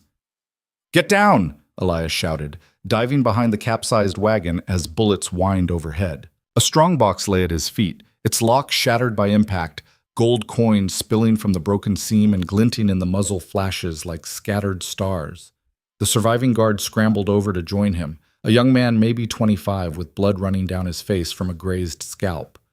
"They came out of nowhere. First shot killed Johnson, second got the horses, then—" He flinched as another bullet struck the wagon. "How many are there?" "2 that we know of. Could be more." Two men did this?" The guard looked at the carnage around them, the dead and dying, the scattered gold. "We had 6 guards. 6! They had surprise and preparation. You had neither." Rhett materialized beside them, his Colt empty, hands already reloading with practiced efficiency. "Where's your shotgun rider?" "Dead. First one they killed." "Good rifles?" "Winchesters, same as you." "Ammunition?" "Plenty. We were expecting trouble, just not this." The young guard's voice cracked. "I joined this detail for the extra pay. Supposed to be easy money, just riding guard through empty country." "Nothing's easy on the frontier," Margaret said, appearing on the other side of the wagon. She'd acquired a rifle from somewhere, probably one of the fallen guards, and was sighting along it toward the buildings where the Morses were hidden. "You learn that, or you die learning it." Another volley of shots rang out, and the crawling guard stopped crawling. The silence that followed was somehow worse than his screams had been. "We can't stay here," Elias said. "We're pinned down, exposed, with no way to flank them. They can pick us off at their leisure."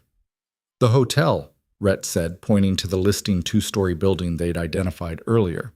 "If we can reach it, we'll have height advantage. See their positions, coordinate fire. That's a 50-yard run through open ground with 2 shooters who've already proven their accuracy." "You got a better idea?" He didn't. "Covering fire," Elias decided. "Margaret, you and the guard here. What's your name?" "Carson. Michael Carson." "You and Carson lay down covering fire. Rhett and I make the run. Once we're in position, we cover you. Everyone understand?" They understood. Carson checked his rifle, found it fully loaded, and positioned himself at the wagon's corner. Margaret took the opposite corner. On Elias's signal, they both opened fire, shooting rapidly toward the buildings where the Morses were concealed. Elias ran. He'd forgotten how terrifying it was to run through gunfire, how every step felt like it might be your last, how your body expected the impact of a bullet with every breath. Beside him, Rhett moved like quicksilver, faster and more fluid, but Elias had endurance and desperation driving him forward. 20 yards, 30. A bullet kicked up dust near his feet. Another whined past his ear so close he felt the air displacement. 40 yards. The hotel loomed ahead, its darkened doorway offering shelter or death, impossible to tell which.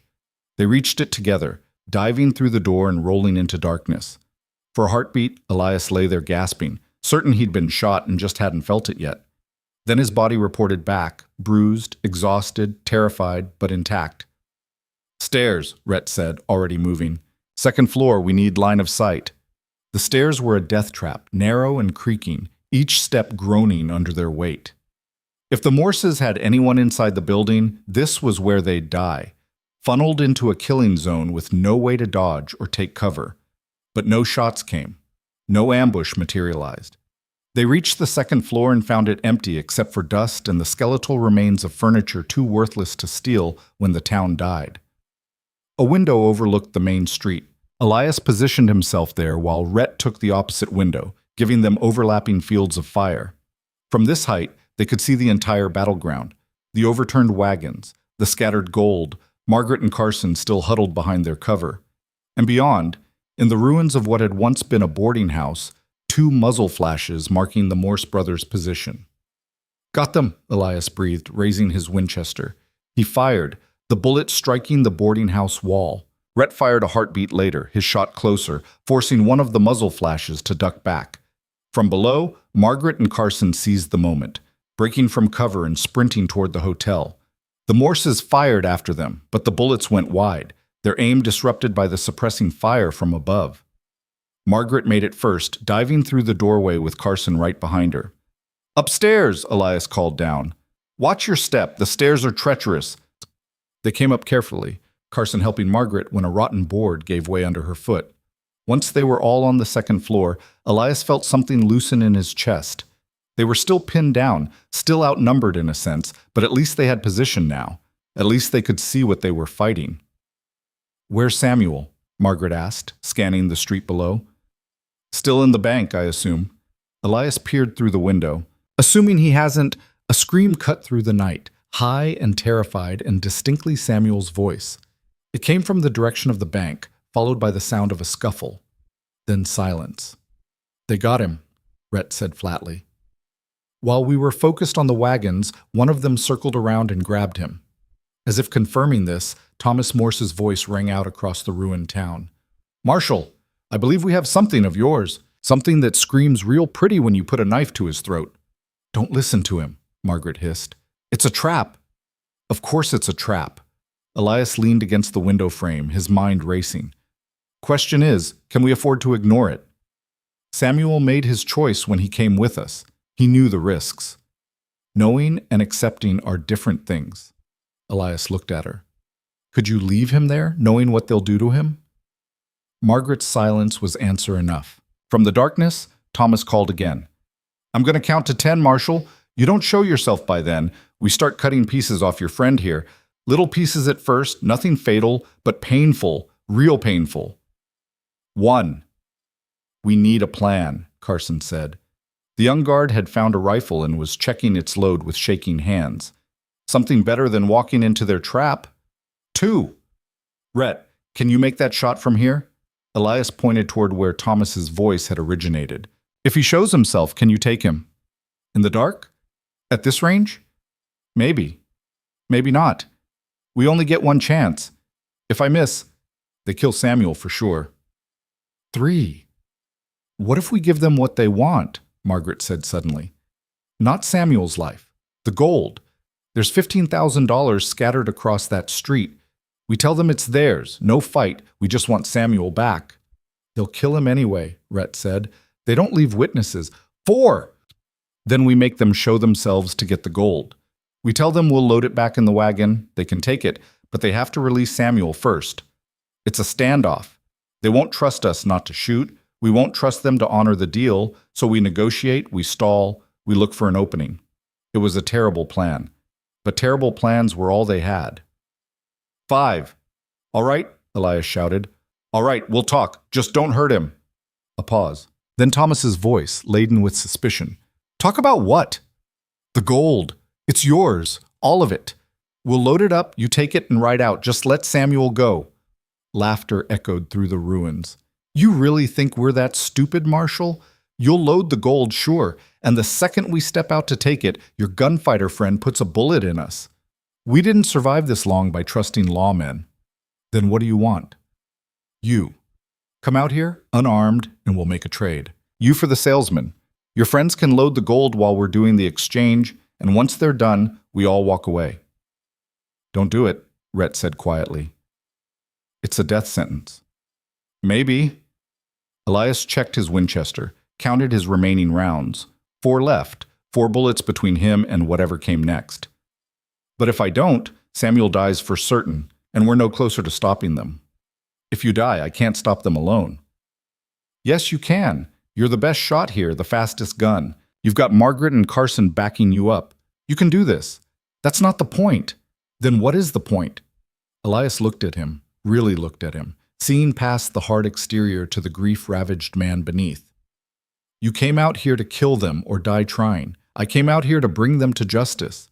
Maybe this is where those 2 goals finally align. He started toward the stairs. Rhett grabbed his arm. Elias, Marshal, you're a good man. Better than most I've met on this frontier. If this goes wrong, then you finish it. You put them down like the rabid dogs they are. Just try to remember when it's over who you were before all this started. He pulled free gently. And maybe find a way back to being that person again. He descended the stairs, each step feeling like walking toward his own hanging.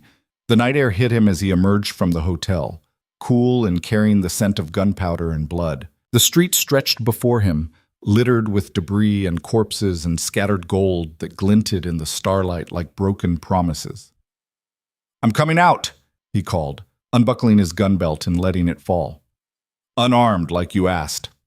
Walk slow, Thomas instructed. Hands where I can see them. Any tricks, and the salesman gets a second smile across his throat. Elias walked, hands raised, moving through the carnage like a man wading through a nightmare. He could feel 3 rifles trained on him from the hotel. Rhett, Margaret, Carson, all ready to fire if this went wrong. But they wouldn't shoot unless they had a clear target, and the Morses were smart enough to stay hidden. Halfway across the street, a figure emerged from the ruined bank. Thomas Morse, looking even more wild and feral than he had in the coach, dragging Samuel in front of him like a shield. The salesman's face was bruised, his shirt torn, and Thomas held a knife to his throat that had already drawn a thin line of blood. That's far enough, Thomas said. Right there's good. Elias stopped. 20 feet separated them, 20 feet of open ground that might as well have been 20 miles. Where's your brother? He asked. Nearby. Watching. Insurance, you might say. Thomas grinned. You're either the bravest man I've ever met or the dumbest. Haven't decided which yet. I'm neither. Just tired of people dying for no good reason. No good reason? Marshal, we're talking about 15,000 in gold. That's the best reason there is. It's not worth your lives. Ain't planning on dying today. That's more your department. Thomas shoved Samuel forward. The salesman stumbled, caught himself, and stood there shaking like a leaf in a storm. There, I kept my end. Now you keep yours. What end? You wanted me unarmed? I'm unarmed. You wanted the gold? It's right there for the taking. I wanted you dead, but I'll settle for captured. See, Marshal, you're worth something too. Not as much as gold, maybe, but territorial marshals don't grow on trees.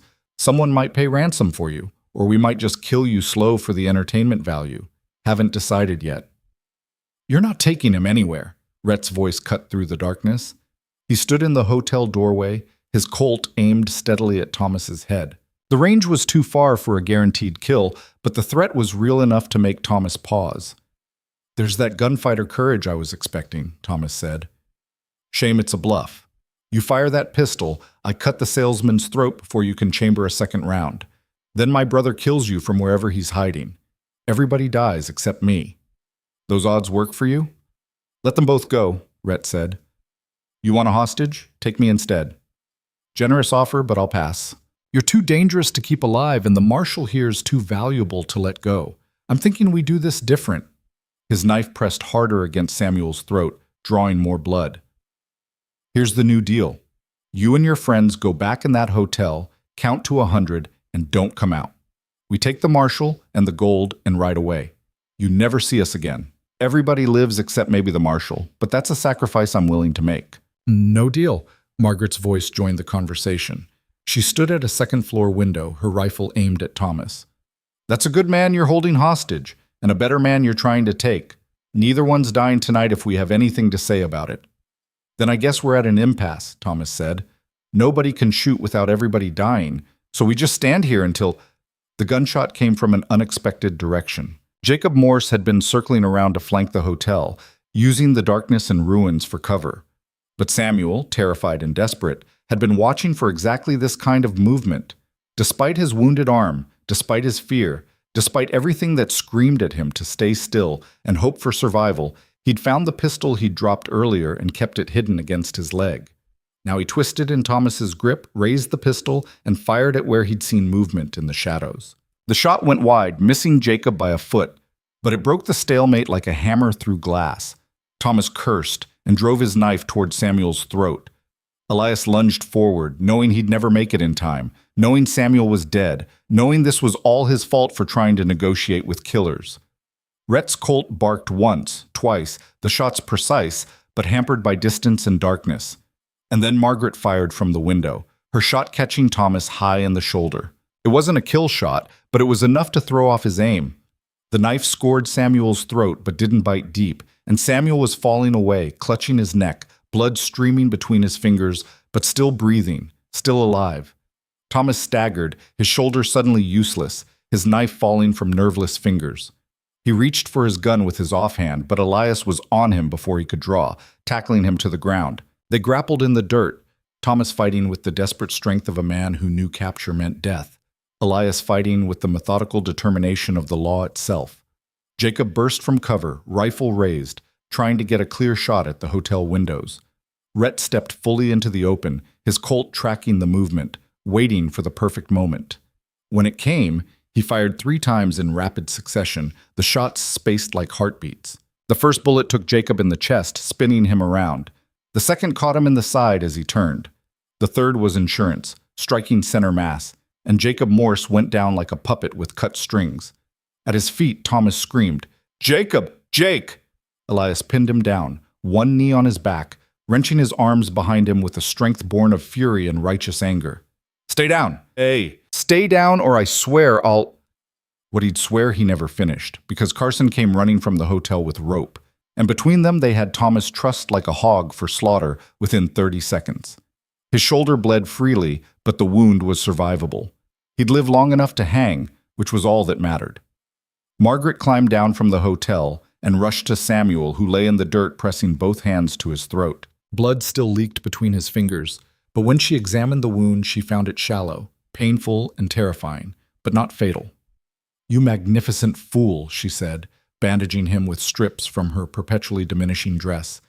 "That was either the bravest thing I've ever seen or the stupidest." "Can it be both?" Samuel gasped. "Because it felt like both." Rhett walked slowly to where Jacob Morse lay bleeding out in the dust. The younger brother's eyes were open, staring at the stars, his breath coming in wet gasps that said the end was close. When he saw Rhett standing over him, something like recognition flickered across his face. "You're her brother," Jacob whispered. "The school teacher, Katie. Catherine. Her name was Catherine. Yeah, pretty girl. Shame what Tommy did to her. I told him we should just rob the place and leave, but he got that look in his eye he gets sometimes, and..." He coughed, blood bubbling on his lips. "For what it's worth, I'm sorry. Not sorry enough to have stopped it, but sorry all the same. Your sorry means nothing to me. Didn't figure it would. Just thought, dying man's got to say something, might as well be that." Jacob's eyes focused on Rhett with sudden clarity. "You gonna kill my brother, now that he's captured and helpless, or you gonna let the law do it?" Rhett looked back at where Thomas lay hog-tied and raging, and something shifted in his expression. "I don't know yet." "Well, when you figure it out, remember this. Tommy killed your sister because he's a rabid animal who gets off on hurting people. I stood by and let it happen because I'm a coward who was too afraid of my own brother to stand up to him. We're both monsters, just different kinds." His breath hitched, and when he spoke again his voice was barely audible. "Maybe dying's easier than living with what we done. You ever think about that? Every day since I buried her? Then maybe you understand after all." Jacob's eyes drifted closed. "Do me a favor. Tell Tommy. Tell him. Whatever message he wanted delivered died with him. His chest rose once more, then fell, then was still. The desert had claimed another soul, and the stars looked down with their usual indifference. Rhett stood there for a long moment, staring at the body, his Colt still in his hand. Then he turned and walked toward where Elias and Carson were securing Thomas. The older Morse brother had stopped screaming and now just glared at them with pure hatred burning in his eyes. "You killed my brother," he snarled. "You sons of bitches killed Jake." "He killed himself the moment he helped you murder innocent people," Elias said. "Same as you killed yourself. We're just helping you both get to the destination you chose." Big words from a small man. "You think you've won? You think capturing me means anything? I got friends, Marshal, associates, people who'll come for me, break me out, and when they do, we'll be ready." Elias stood, brushing dust from his pants. "But right now, you're going back to face trial. Going to stand in front of a judge and jury and answer for every life you took, every family you destroyed, every bit of suffering you caused. And then, if there's any justice in this world, you're going to hang." Thomas spat blood and dirt. "Justice. You keep using that word like it means something. Justice is what the strong make it. Out here on the frontier, there ain't no courtrooms or judges or juries. Just men with guns deciding who lives and who dies. You're no different than me, Marshal. You just got a badge to make you feel better about the killing." "The difference," Elias said quietly, "is I sleep at night. And you never will again." They gathered the scattered gold by starlight, loading it back into the wagon that could still roll. Of the 6 guards who'd started this journey, only Carson remained alive, and he moved through the work with the mechanical efficiency of a man in shock. The others they buried in shallow graves marked with stones, the best they could manage in the rocky ground. Samuel sat with his back against a building, his throat bandaged, watching them work with eyes that had seen too much and understood too little. Margaret stayed near him, rifle across her knees, watching the shadows for any sign that Thomas had been telling the truth about reinforcements coming. But no reinforcements came, just the desert wind and the settling silence that follows violence, heavy and absolute. As they worked, Rhett remained near Jacob's body, staring down at it with an expression Elias couldn't read. Finally, Elias approached him. "You all right?" "I killed him," Rhett said. "Put 3 bullets in him and watched him die. It's what I came here to do, what I've been planning for 6 months. So why don't I feel anything? Why is there just nothing?" "Because revenge is a cold meal," Elias said. "It fills the belly but leaves you empty. You wanted his death to mean something, to balance the scales, to make your sister's murder hurt less. But death doesn't work that way. It just adds more death to the world." "Then what was the point? Why did I—" Rhett's voice cracked. "I gave up everything for this. My business, my home, 6 months of my life, tracking them across 3 territories. And for what? He's dead, and Katie's still gone, and I'm still alive," Elias finished. "Which means you get to choose what comes next. You can keep being the man whose whole life is defined by what he lost, or you can start being the man who survived and found a way to keep living." Rhett looked at him with hollow eyes. "And if I don't know how to be that man anymore, then you learn, same as the rest of us." Elias gestured to the others, Margaret tending Samuel's wounds, Carson loading gold with shaking hands, even Thomas trussed and bleeding but alive. "We're all broken out here. The frontier breaks everyone sooner or later. Question is whether we let it finish the job or whether we find a way to put the pieces back together, even if they don't fit quite right anymore."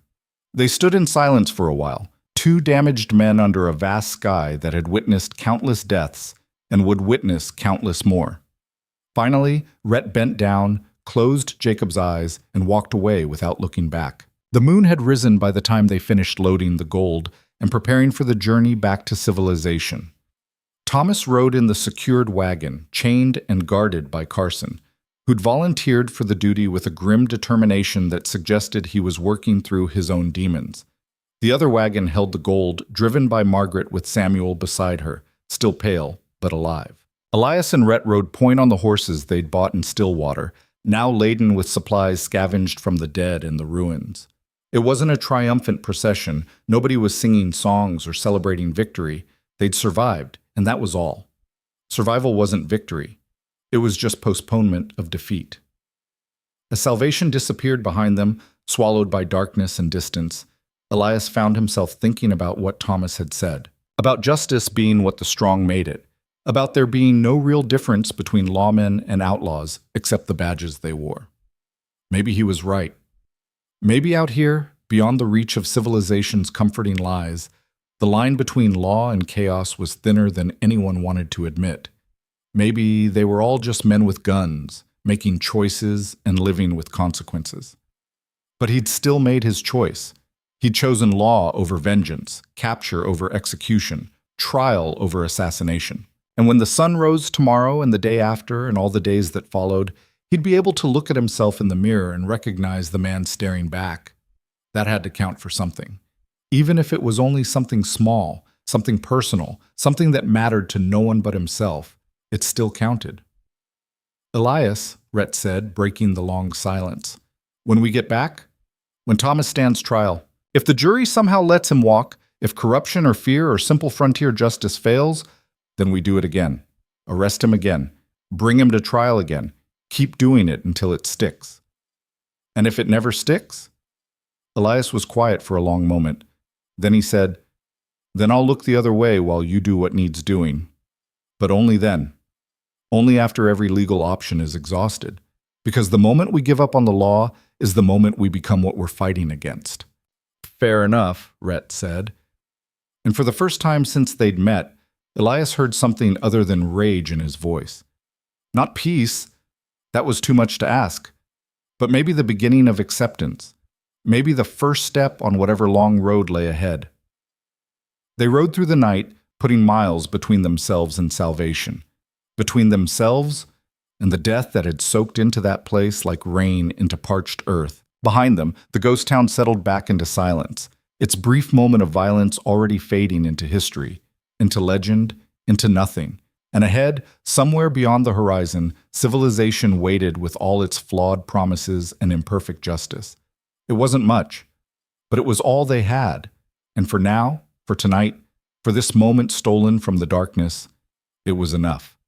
Dawn found them 20 miles from salvation, the horses exhausted and the people more so. They'd pushed through the night, driven by an unspoken fear that stopping meant inviting whatever darkness they'd left behind to catch up. But even desperation had limits, and when the sun finally broke across the eastern hills, painting the desert in shades of gold and amber, Elias called a halt near a dry creek bed that offered at least the illusion of shelter. Thomas Morse had been silent for most of the ride, conserving his strength or perhaps contemplating his fate. But as Carson hauled him down from the wagon and chained him to a wheel, the outlaw finally spoke. "My shoulder's infected," he said, his voice rough. "Can smell it already. Wound like this, out in the desert with no proper care, it'll go septic within 2 days. I'll be dead before you get me to any town with a jail, much less a courthouse." Elias examined the shoulder where Margaret's bullet had torn through muscle and scraped bone. The wound was ugly, weeping fluid that didn't look right, and Thomas was correct about the timeline. Without proper medical attention, infection would kill him as surely as a noose. "Then we'd better move fast," Elias said, "or you could just shoot me now. Save everyone the trouble." "Not how this works," Thomas laughed, a bitter sound that turned into a cough. "Still clinging to your precious law, even when it's killing you. I almost admire the dedication, Marshal. Almost." Margaret approached with water and clean cloth, kneeling beside the prisoner with the detached efficiency of someone who'd tended worse wounds under harsher conditions. "Hold still," she commanded, and when Thomas tried to pull away, she grabbed his good arm with surprising strength. "I said hold still. I'm not letting you die from infection before you face a jury. That'd be too easy. You got a real mean streak, lady. I like that. I don't care what you like." She cleaned the wound roughly, ignoring his hisses of pain. "You killed people I knew, burned farms I'd visited, destroyed lives for profit and amusement. If it were up to me, you'd be bleeding out in that ghost town next to your brother. But it's not up to me, and the Marshal's right about one thing. The law's the only thing separating us from animals." "Pretty speech. Still doesn't change the fact that I'm probably dying." "Then die knowing you lost. That the law you mocked and the people you terrorized brought you down anyway." Margaret finished binding the wound and stood. "That's worth something. Maybe not to you, but to the rest of us." She walked away, leaving Thomas chained and contemplating whatever thoughts occupy a dying man who knows the rope is waiting, even if the infection doesn't get him first. Samuel sat apart from the group, his back against a boulder, staring at nothing. The bandage around his throat was spotted with blood that had stopped flowing but left its mark all the same. He'd been quiet since the fight, speaking only when necessary, and the silence around him felt different from his earlier complaints. This was the silence of a man confronting something he couldn't talk away or reason with or escape through commerce and negotiation. Rhett found him there, carrying a canteen and a strip of dried meat from their dwindling supplies. "You should eat," he said, offering both. Samuel took the canteen but waved away the food. "Not hungry." "Eat anyway. Body needs fuel." "My body needs a lot of things. Food's pretty far down the list." Samuel drank, then lowered the canteen. "I shot at a man last night, tried to kill him, missed, thank the heavens, but I tried. I looked at another human being and pulled the trigger with the intention of ending his life. He was trying to kill you. You were defending yourself. Does that make it right? Does intention erase action?" Samuel touched the bandage at his throat. "I've spent my whole life selling things.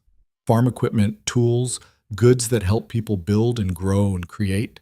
I believed in commerce, in civilization, in the idea that we could talk our way through problems instead of shooting our way through them. And then in one moment, one desperate moment, I became exactly what I always feared, a man who solves problems with violence." "You solved a problem with survival," Rhett corrected. "There's a difference." "Is there? Because right now, sitting here with another man's blood on my hands, even if I missed him, I still tried. It feels like I crossed a line I can never uncross. Like I left something of myself back in that town, and I'm never getting it back." Rhett sat down beside him, and for a while they watched the sun climb higher, burning away the night's shadows. Finally, Rhett said, 6 months ago, I was a freight contractor.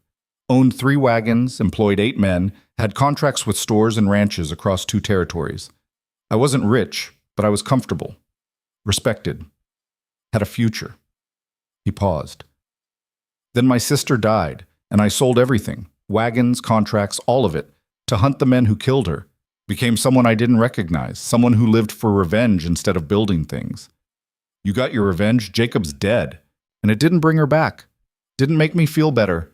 Didn't undo what they did or heal what they broke." Rhett looked at Samuel. "You're right that you crossed a line. We all did. But the question isn't whether we can go back to who we were. We can't. The question is who we become now, carrying what we've done and seen and survived." "And who have you become?" "I don't know yet. Ask me again in a year if we both live that long." They sat in silence after that. 2 men contemplating transformations they'd never asked for but couldn't escape, bound together by violence and survival and the long road still ahead. Carson was checking the wagon's wheels when Elias approached. The young guard worked methodically, testing each spoke, examining the iron rims for cracks or weak spots. His movements were precise, focused. A man finding comfort in mechanical tasks that had clear problems and clear solutions. "How are you holding up?" Elias asked. "Still alive. That's more than I can say for Johnson and the others." Carson didn't look up from his work. "Keep thinking I should feel something. Grief, maybe, or anger, or fear, but there's just nothing. Just this empty space where feelings should be. Shock. It'll catch up with you later, usually when you least expect it." "You speak from experience?" "Too much of it."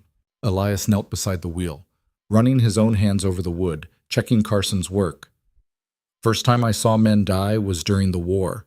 I was 17, fresh enlisted, thought I understood what combat meant. Then the shooting started, and men I'd eaten breakfast with were suddenly screaming and bleeding and dying in the mud. I didn't feel anything either. Not right away.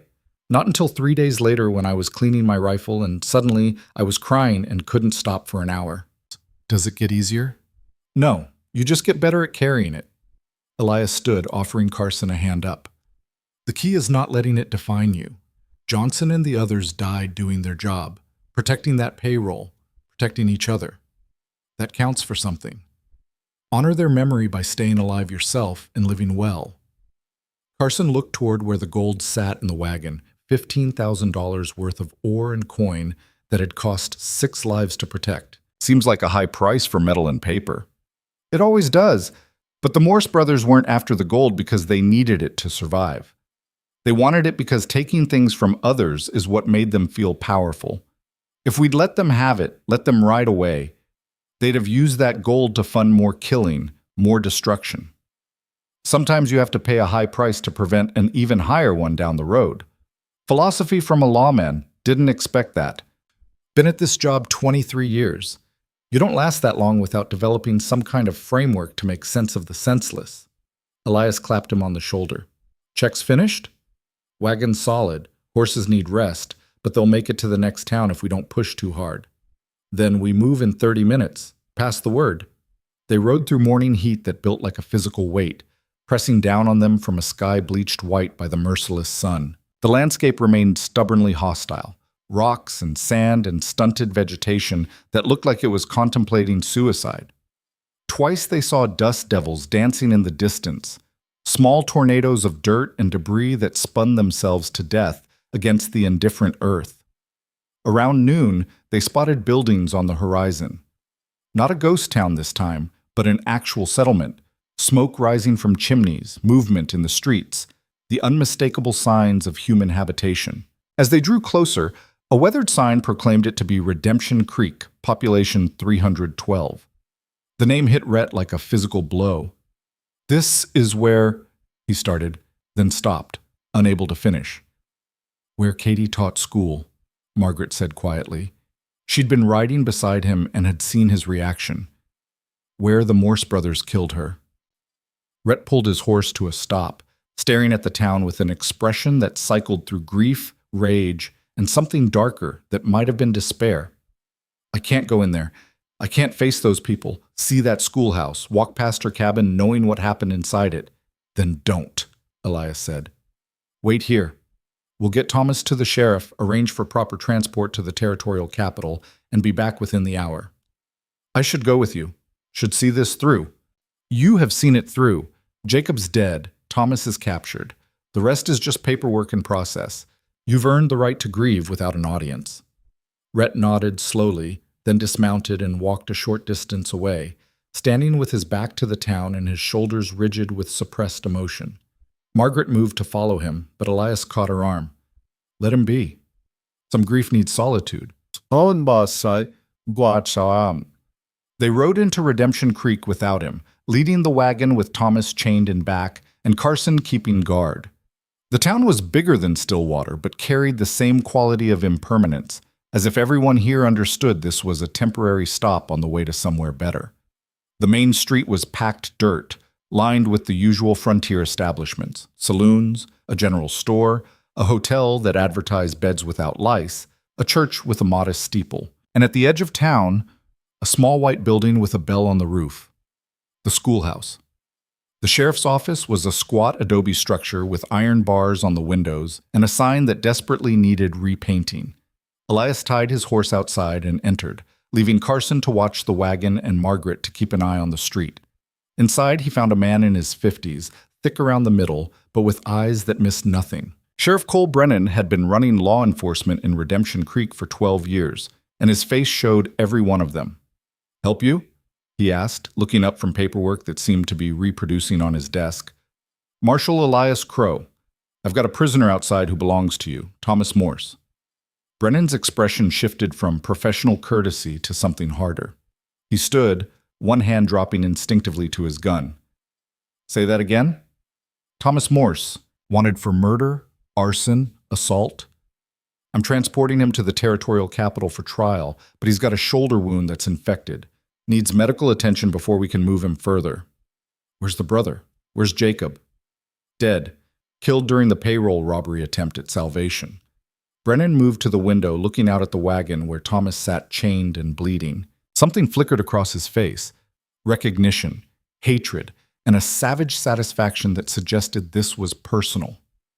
That son of a bitch, he breathed. That murdering son of a bitch. We've been hunting him for 6 months, ever since... He turned to Elias. You know what they did here? I know about the school teacher. Catherine called her. Katie. Brennan's voice softened. Everyone called her Katie. Sweet girl, smart, dedicated. Had this whole town's kids reading and writing, teaching them about history and mathematics and all the things that might help them escape this dusty hellhole and make something of themselves. She was 22 years old, engaged to be married, had her whole life ahead of her. He fell silent for a moment, then continued. The Morses rode through here on a Saturday night. Most of the town was at the saloon or home sleeping. They were drunk, looking for trouble, and they found Katie walking home from visiting her future in-laws. Dragged her into her cabin, and his hands clenched into fists. By the time anyone heard the screaming and got there, it was too late. They'd run, and she was gone. I'm sorry, Elias said, and meant it. Sorry doesn't help, but justice might. Brennan grabbed his hat. Let me see him. Let me look that bastard in the eye and know he's finally caught. They walked outside together, and when Thomas saw the sheriff approaching, something ugly crossed his face. Recognition, maybe. Or just the satisfaction of a man who'd caused pain and knew it. Sheriff Brennan, Thomas said mockingly. Still wearing that badge, I see. Still pretending it means something. Brennan stopped 3 feet from the wagon, his whole body trembling with suppressed rage. You're going to hang Morse.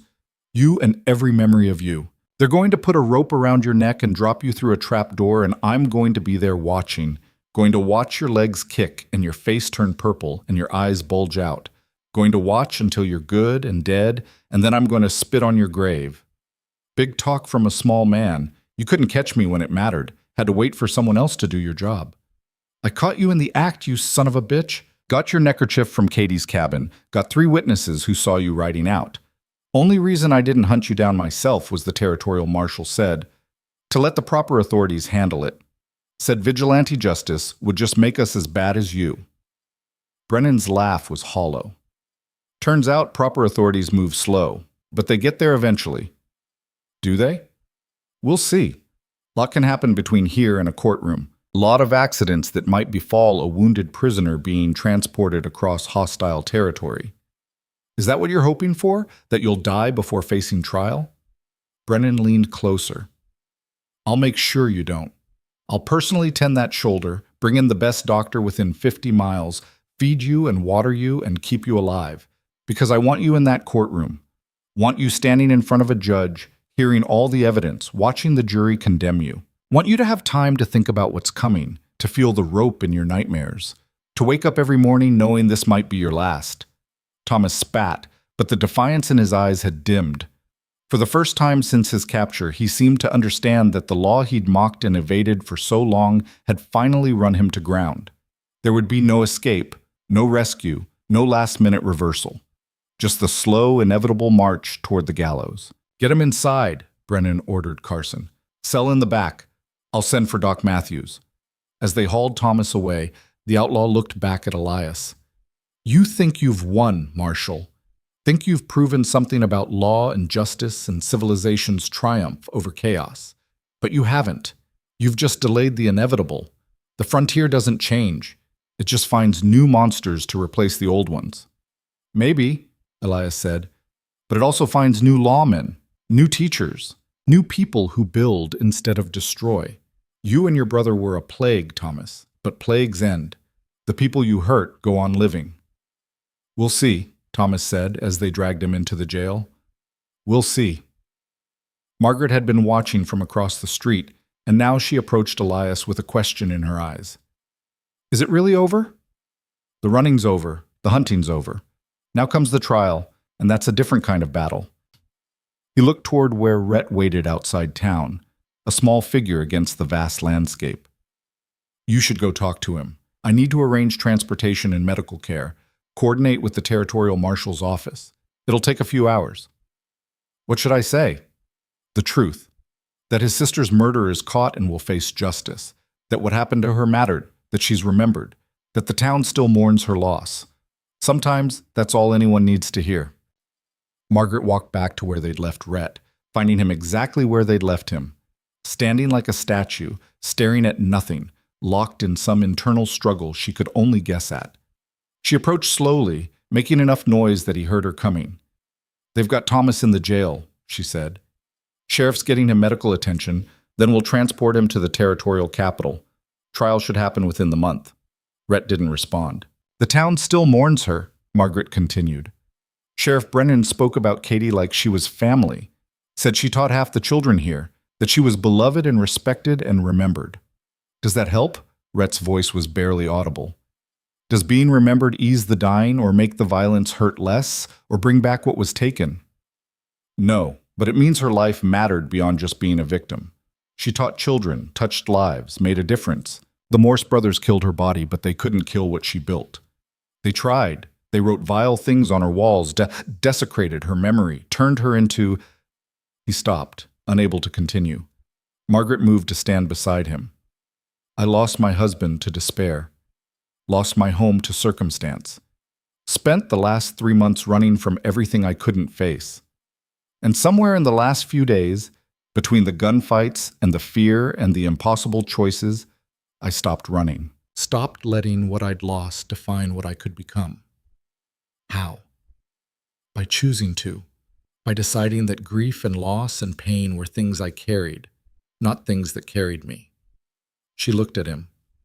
You've spent 6 months hunting your sister's killers.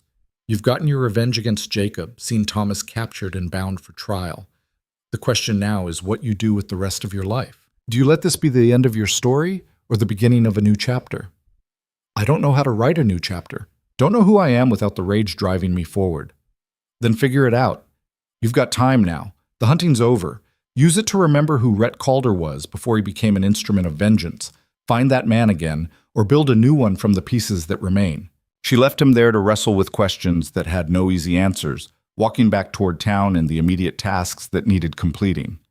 Behind her, Rhett remained standing at the edge of the world, a man caught between past and future with no clear path forward. The town's doctor, Matthews, was an elderly man with gentle hands and a no-nonsense attitude toward infection. He examined Thomas's shoulder, declared it salvageable with proper care, and set about cleaning and suturing the wound while Thomas cursed and threatened and eventually fell into sullen silence. He'll live, Matthews told Elias afterward. The infection hasn't spread to the blood yet. Keep the wound clean, change the dressing twice daily, and he should make it to trial without complications. Can he travel? Give him 3 days to stabilize. After that, he's as ready as he'll ever be. 3 days. Elias had hoped to be back on the road within hours, but reality had other plans. He arranged for rooms at the hotel for himself, Margaret, Samuel, and Carson. Rhett, he wasn't sure about. Didn't know if the man would even come into town or prefer to camp outside rather than face memories too painful to confront. As it turned out, Rhett made his own choice. Near sunset, he appeared in the hotel lobby, dust-covered and haunted, but present. He'd been to the cabin where Katie died.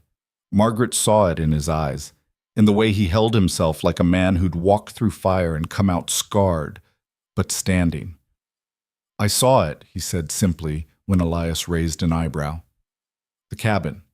They've cleaned it, repaired it, even rented it to new tenants. There's a family living there now. Husband, wife, 2 children. Life continuing where death tried to stop it. And I realized Thomas was wrong. The frontier does change. Not quickly, not dramatically, but it changes. Buildings get repaired. Families move in. Children play where violence once reigned. Katie's death was a tragedy, but it wasn't the end of everything, just the end of her, and the beginning of whatever comes after. He looked exhausted, but somehow lighter, as if confronting the sight of his sister's murder had released something he'd been carrying for too long. I'd like a room, if one's available, and a bath, and maybe food that doesn't taste like trail dust and regret. I think we can arrange that, Elias said. They ate together that night in the hotel dining room, a strange assemblage of survivors bound by violence and chance. Samuel's throat had healed enough that he could eat solid food, though he winced with every swallow. Carson sat quietly, still processing trauma he'd yet to fully acknowledge. Margaret had let her hair down for the first time since Elias had met her, and the transformation was startling. She looked younger, less hardened, though her eyes still carried the weight of everything she'd seen. And Rhett, who'd spent 6 months as a weapon pointed at the Morse brothers, now sat among friends and tried to remember what normal conversation felt like. What happens now? Samuel asked. After the trial? After Thomas hangs or doesn't hang, after all this is finally, truly over? I go back to Sacramento, Samuel said. Back to my wife and children and the comfortable life I almost threw away chasing adventure I wasn't built for. I'll sell farm equipment and sleep in my own bed and never, ever complain about how boring peace is. San Francisco, Margaret said. That was always the plan. Start over, find work, build a new life from the ashes of the old one. The insurance money will last a few months if I'm careful. After that, she shrugged, I'll figure something out. The Territorial Marshal's office, Carson said. They'll need a report on what happened to the payroll detail. After that, maybe I look for a different line of work, something that doesn't involve getting shot at quite so regularly. They all looked at Rhett, waiting. I honestly don't know, he admitted. Everything I was, everything I planned, all of it was built around finding the men who killed Katie and making them pay. Now one's dead, the other's captured, and I'm free, I guess. But freedom feels like falling when you've spent so long being anchored to something, even if that something was rage and grief. You'll figure it out, Elias said. Might take time, might take work, but you'll figure it out. You're still relatively young, still capable, still alive. That's more than a lot of men get. What about you, Marshal? What happens to Elias Crow after he delivers Thomas Morse to the gallows? Elias considered the question, rolling it around in his mind like a stone being polished smooth by water. Same thing that's always happened. I go back to work, escort prisoners, serve warrants, uphold the law in whatever capacity they need me. I've been doing this for 23 years, and I don't know how to be anything else. Don't you ever want to retire, settle down somewhere, maybe find some peace? Peace is overrated, so is settling down. He smiled. Besides, if all the lawmen retired, who'd keep people like the Morse brothers from burning down civilization?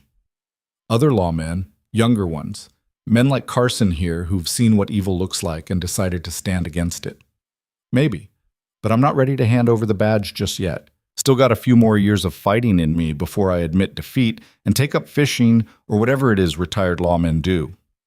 They talked late into the night, their conversation moving from the past to the future, from the specific to the general, from the personal tragedies that had brought them together to the broader questions of justice and law and what it meant to survive on a frontier that was slowly, grudgingly being tamed. Eventually, exhaustion claimed them one by one. Samuel excused himself first, then Carson, then Margaret. Only Elias and Rhett remained, nursing the last of the whiskey the hotel had provided and watching the darkness outside the window. Thank you, Rhett said finally, for not letting me become a murderer, for insisting on law when revenge would have been easier, for showing me there's still a difference between justice and vengeance, even when that difference is razor thin. Don't thank me yet. Trial hasn't happened. Thomas could still walk free. But we did our part, got him to face a jury, gave the law a chance to work. Whatever happens after that is beyond our control. Exactly, and that's the hardest part of believing in the law, accepting that you can do everything right and still lose, that justice isn't guaranteed, just possible. They sat in silence, contemplating possibilities and probabilities, and the long road that still stretched ahead. Outside, Redemption Creek settled into sleep, unaware that tomorrow would bring new challenges, new choices, new moments where the line between law and chaos would be tested again. But tonight, for this moment, justice had prevailed. The guilty were caught, the survivors were healing, and the frontier was one small step closer to being civilized. It wasn't much, but it was something, and sometimes something was all you could hope for. The 3 days passed with the strange, suspended quality of time measured in waiting. Thomas's shoulder healed slowly under Doc Matthews' care, the infection retreating but leaving the outlaw weakened and fevered. He spent his hours in the cell alternating between sleep and waking nightmares, occasionally shouting threats or curses that Sheriff Brennan ignored with the practiced indifference of a man who'd heard every variation of criminal bluster. Elias used the time to coordinate with the Territorial Marshal's office, sending telegrams and receiving terse replies that confirmed what he already knew. Thomas Morse would stand trial in the territorial capital, the evidence was overwhelming, and barring some catastrophic legal failure, the rope was waiting. Rhett spent his days walking the town, confronting ghosts. He visited the schoolhouse where Katie had taught, standing in the doorway and watching the new teacher, a stern woman in her 40s, lead students through their lessons. He spoke with people who'd known his sister, collected their memories like precious stones, building a picture of her life that went beyond the horror of her death. On the second day, he found Thomas Dillon, Katie's fiancé, working at his ranch 5 miles outside town. The man was younger than Red expected, maybe 28, with the weathered face of someone who'd aged a decade in 6 months. They sat on Dillon's porch, two men bound by loss, and talked about the woman they'd both loved. "She wanted to keep teaching after we married," Dillon said, his voice distant. "Said education was too important to abandon just because she'd be a wife. I told her we'd make it work, build our life around it. Figured we had time to sort out the details." He laughed bitterly. "Always figure there's time, until there isn't." "You blame yourself," Rhett said. It wasn't a question. "Every day. I was supposed to walk her home that night, but I had work to finish at the ranch. Told her I'd come by the next morning instead. If I'd been there, they'd have killed you too, or waited for a different night. Men like the Morses, they don't stop because someone's watching. They just find another opportunity." Dillon looked at him with hollow eyes. "Does knowing that help you sleep?" "No, but it's true all the same." They sat in silence for a while, watching the sun track across a cloudless sky. Finally, Dillon asked, "They say you killed one of them. Jacob, is that right?" "Yes." "Did it feel like justice?" Rhett thought about his answer carefully. "It felt like an ending. Whether that's the same as justice, I don't know. The rage I'd been carrying didn't disappear. The grief didn't lessen. Katie's still gone, and killing the man who helped murder her didn't change that." "Then what was the point?" "The point was stopping them from doing it again. From creating more widows and orphans and broken families. From turning more towns into graveyards of memory and loss." Rhett looked at him. "Your grief is yours to carry, Thomas. How you carry it, whether you let it define you or just inform who you become, that's your choice. But don't let them take anything more from you than they already have. Don't let your life end where Katie's did." Dillon nodded slowly, though whether he accepted the advice or simply acknowledged hearing it was unclear. They parted with a handshake, two survivors of the same tragedy choosing different paths forward, one toward healing, one still searching for which direction healing even lay. Margaret spent her days preparing for the next stage of her journey. She bought supplies for the trip to San Francisco, wrote letters to potential employers, and tried to imagine what her new life would look like. But something had shifted during the days of violence and survival. The plan that had seemed so clear when she left her failed homestead now felt incomplete, like a story missing its final chapter. On the evening of the second day, she found Elias sitting outside the hotel, cleaning his Winchester with the methodical care of a craftsman tending his tools. "Can I ask you something?" she said, pulling up a chair beside him. "Anything. You said you've been a lawman for 23 years. In all that time, did you ever doubt whether it was worth it? Whether the law actually worked? Or if you were just fooling yourself about making a difference?" Elias worked a patch through the barrel, considering his answer. "Every single day," he admitted. "I've seen guilty men walk free because evidence was mishandled, or witnesses recanted, or juries refused to convict. I've seen innocent men hang because they were poor, or the wrong color, or just in the wrong place at the wrong time. The law's not perfect, Margaret. It's not even close." "Then why keep at it?" "Because the alternative is worse. Without law, without someone willing to stand between chaos and civilization, we go back to might makes right. The strong prey on the weak, violence becomes the only language anyone speaks, and everything we've built, towns, schools, homes, families, all of it collapses into blood and ashes." He set down the rifle, looking at her directly. "You're wondering if you should keep running to San Francisco, or if you should find a different path. How did you... You've got that look. The look of someone standing at a crossroads, trying to decide which direction leads to something worth having." He smiled. "What's pulling you back?" "I don't know. Maybe nothing. Maybe just the realization that running away doesn't solve problems. It just relocates them. I thought if I could get far enough from where Robert died, from where we failed, I could start fresh. But these last few days taught me something. You can't outrun who you are. The question isn't where you go, it's who you choose to be once you get there. San Francisco's still a good choice if you want anonymity, but if you want purpose, there's other options. Towns like this one, they always need capable people. Teachers, business owners, advocates for the law. People who've seen the worst and decided to build something better. You offering me a job, Marshal?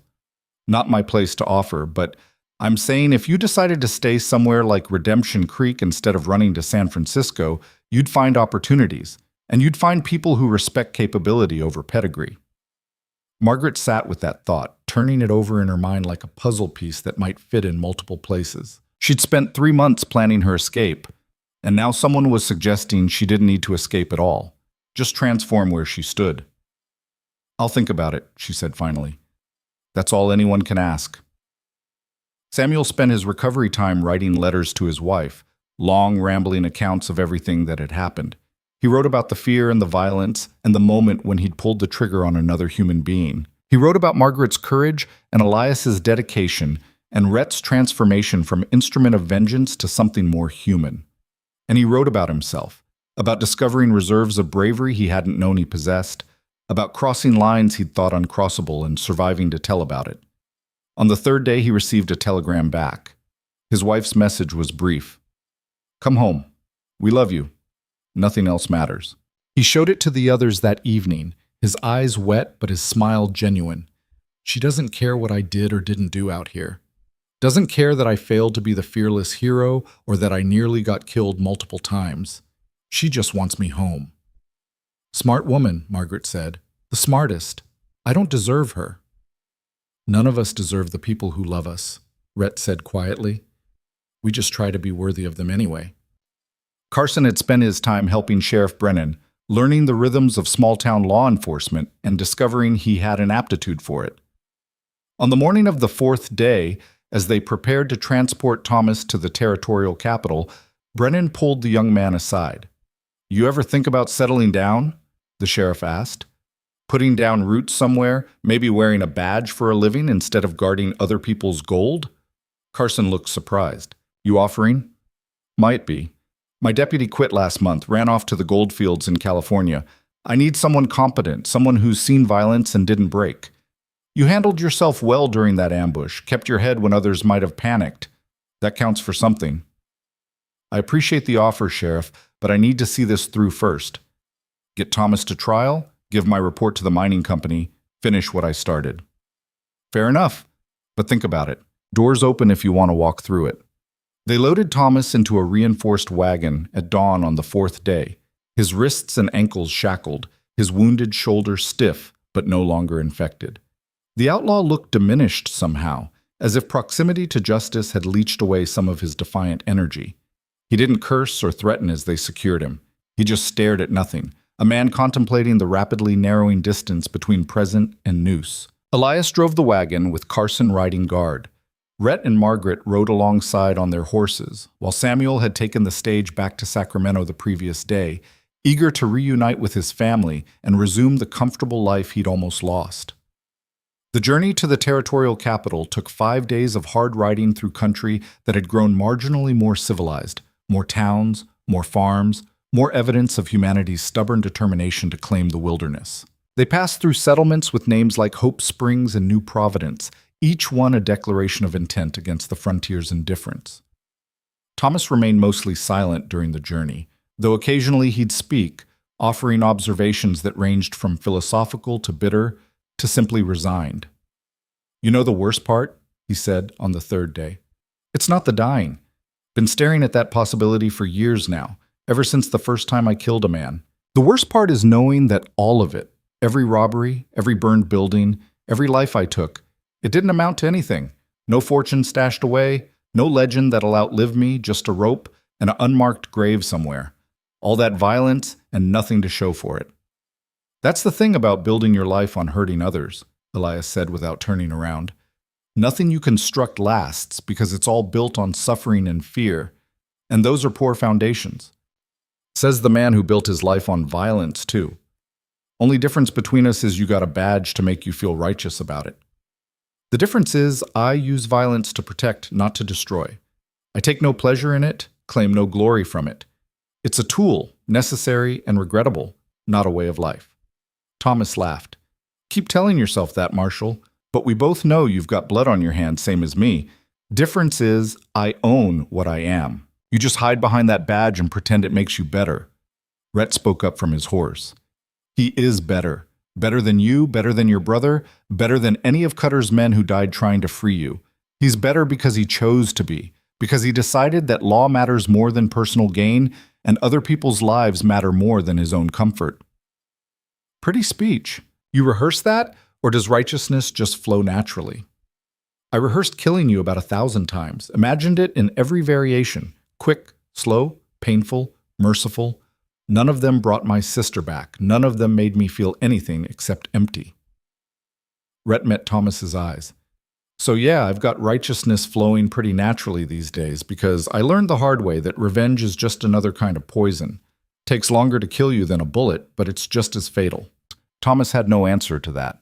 He turned away, staring at the landscape rolling past, and didn't speak again for the rest of that day. They reached the territorial capital on the afternoon of the 5th day. It was a real city by frontier standards, 10,000 people, brick buildings instead of wood, streets laid out in an actual grid pattern instead of following the whims of topography. The courthouse dominated the central square, a 3-story structure of limestone and ambition that proclaimed civilization's victory over chaos. The territorial marshal met them at the jail, a grizzled man named Harrison, who'd been doing this job since before Elias started wearing a badge. They transferred custody with minimal ceremony, signatures on paper, a brief accounting of the evidence, confirmation that the trial would begin within the week. Good work bringing him in alive, Harrison said, eyeing Thomas's healing shoulder. Half expected you'd shoot him while escaping or some such. Would have understood if you had. The law says he gets a trial, Elias said. Who am I to argue with the law? A man with common sense, normally, but I appreciate the restraint. Harrison looked at Rhett. You're the sister's brother, correct? Catherine Calder? I am. You'll want to attend the trial. Prosecutor might call you as a witness, character testimony about the victim. Make her real to the jury instead of just a name on paper. I'll be there. They took rooms in a boarding house near the courthouse, settling in for however long the trial took. The prosecutor, a sharp-faced woman named Elizabeth Cordell, met with them that evening to review the evidence and prepare her case. It's strong, she said, laying out documents and witness statements across a table. We have the neckerchief found at the scene, testimony from 3 witnesses who saw the Morse brothers leaving town that night, the sheriff's documentation of the crime scene, and statements from multiple territories about their other crimes establishing a pattern of behavior. What's their defense? Margaret asked. They'll claim the evidence is circumstantial, that the witnesses are unreliable, that Thomas wasn't even there, that Jacob acted alone, and Thomas is being blamed by association. Cordell smiled without humor. It's a weak defense, but it's all they have. The real question is whether the jury convicts on murder or just the lesser charges. Murder means the rope. Lesser charges mean prison, maybe 20 years. He'll hang, Rhett said with certainty. The evidence is too strong, and the jury will see what he is. Don't count on it. I've prosecuted 100 cases, seen guilty men walk free, and innocent men condemned. Juries are unpredictable. They're influenced by things that shouldn't matter. How the defendant looks, whether he seems remorseful, if the prosecutor wears the wrong color dress. Justice is supposed to be blind, but it's got excellent peripheral vision when it wants to. The trial began on a Monday morning, the courtroom packed with spectators who'd heard about the notorious Morse brothers and wanted to see justice served or thwarted, depending on their disposition. The judge was a stern man in his 60s named Blackwood, known for running a tight courtroom and suffering no nonsense from either side. Thomas Morse sat at the defense table looking almost respectable in clothes his attorney had provided, his wounded arm in a sling, his expression carefully neutral. The attorney himself was a young man named Peters, court-appointed and clearly out of his depth, but trying his best to mount a defense for an essentially indefensible client. Elias, Rhett, and Margaret sat in the gallery, watching as the machinery of justice ground slowly forward. Jury selection took 2 days. Each potential juror questioned exhaustively about their opinions on the death penalty, their knowledge of the case, their ability to judge fairly despite the defendant's reputation. The prosecution's case took 4 days. Cordell was methodical and merciless, building her case witness by witness, document by document, until the weight of evidence was crushing. Sheriff Brennan testified about finding Katie's body and the neckerchief. The three witnesses testified about seeing the Morse brothers leave town.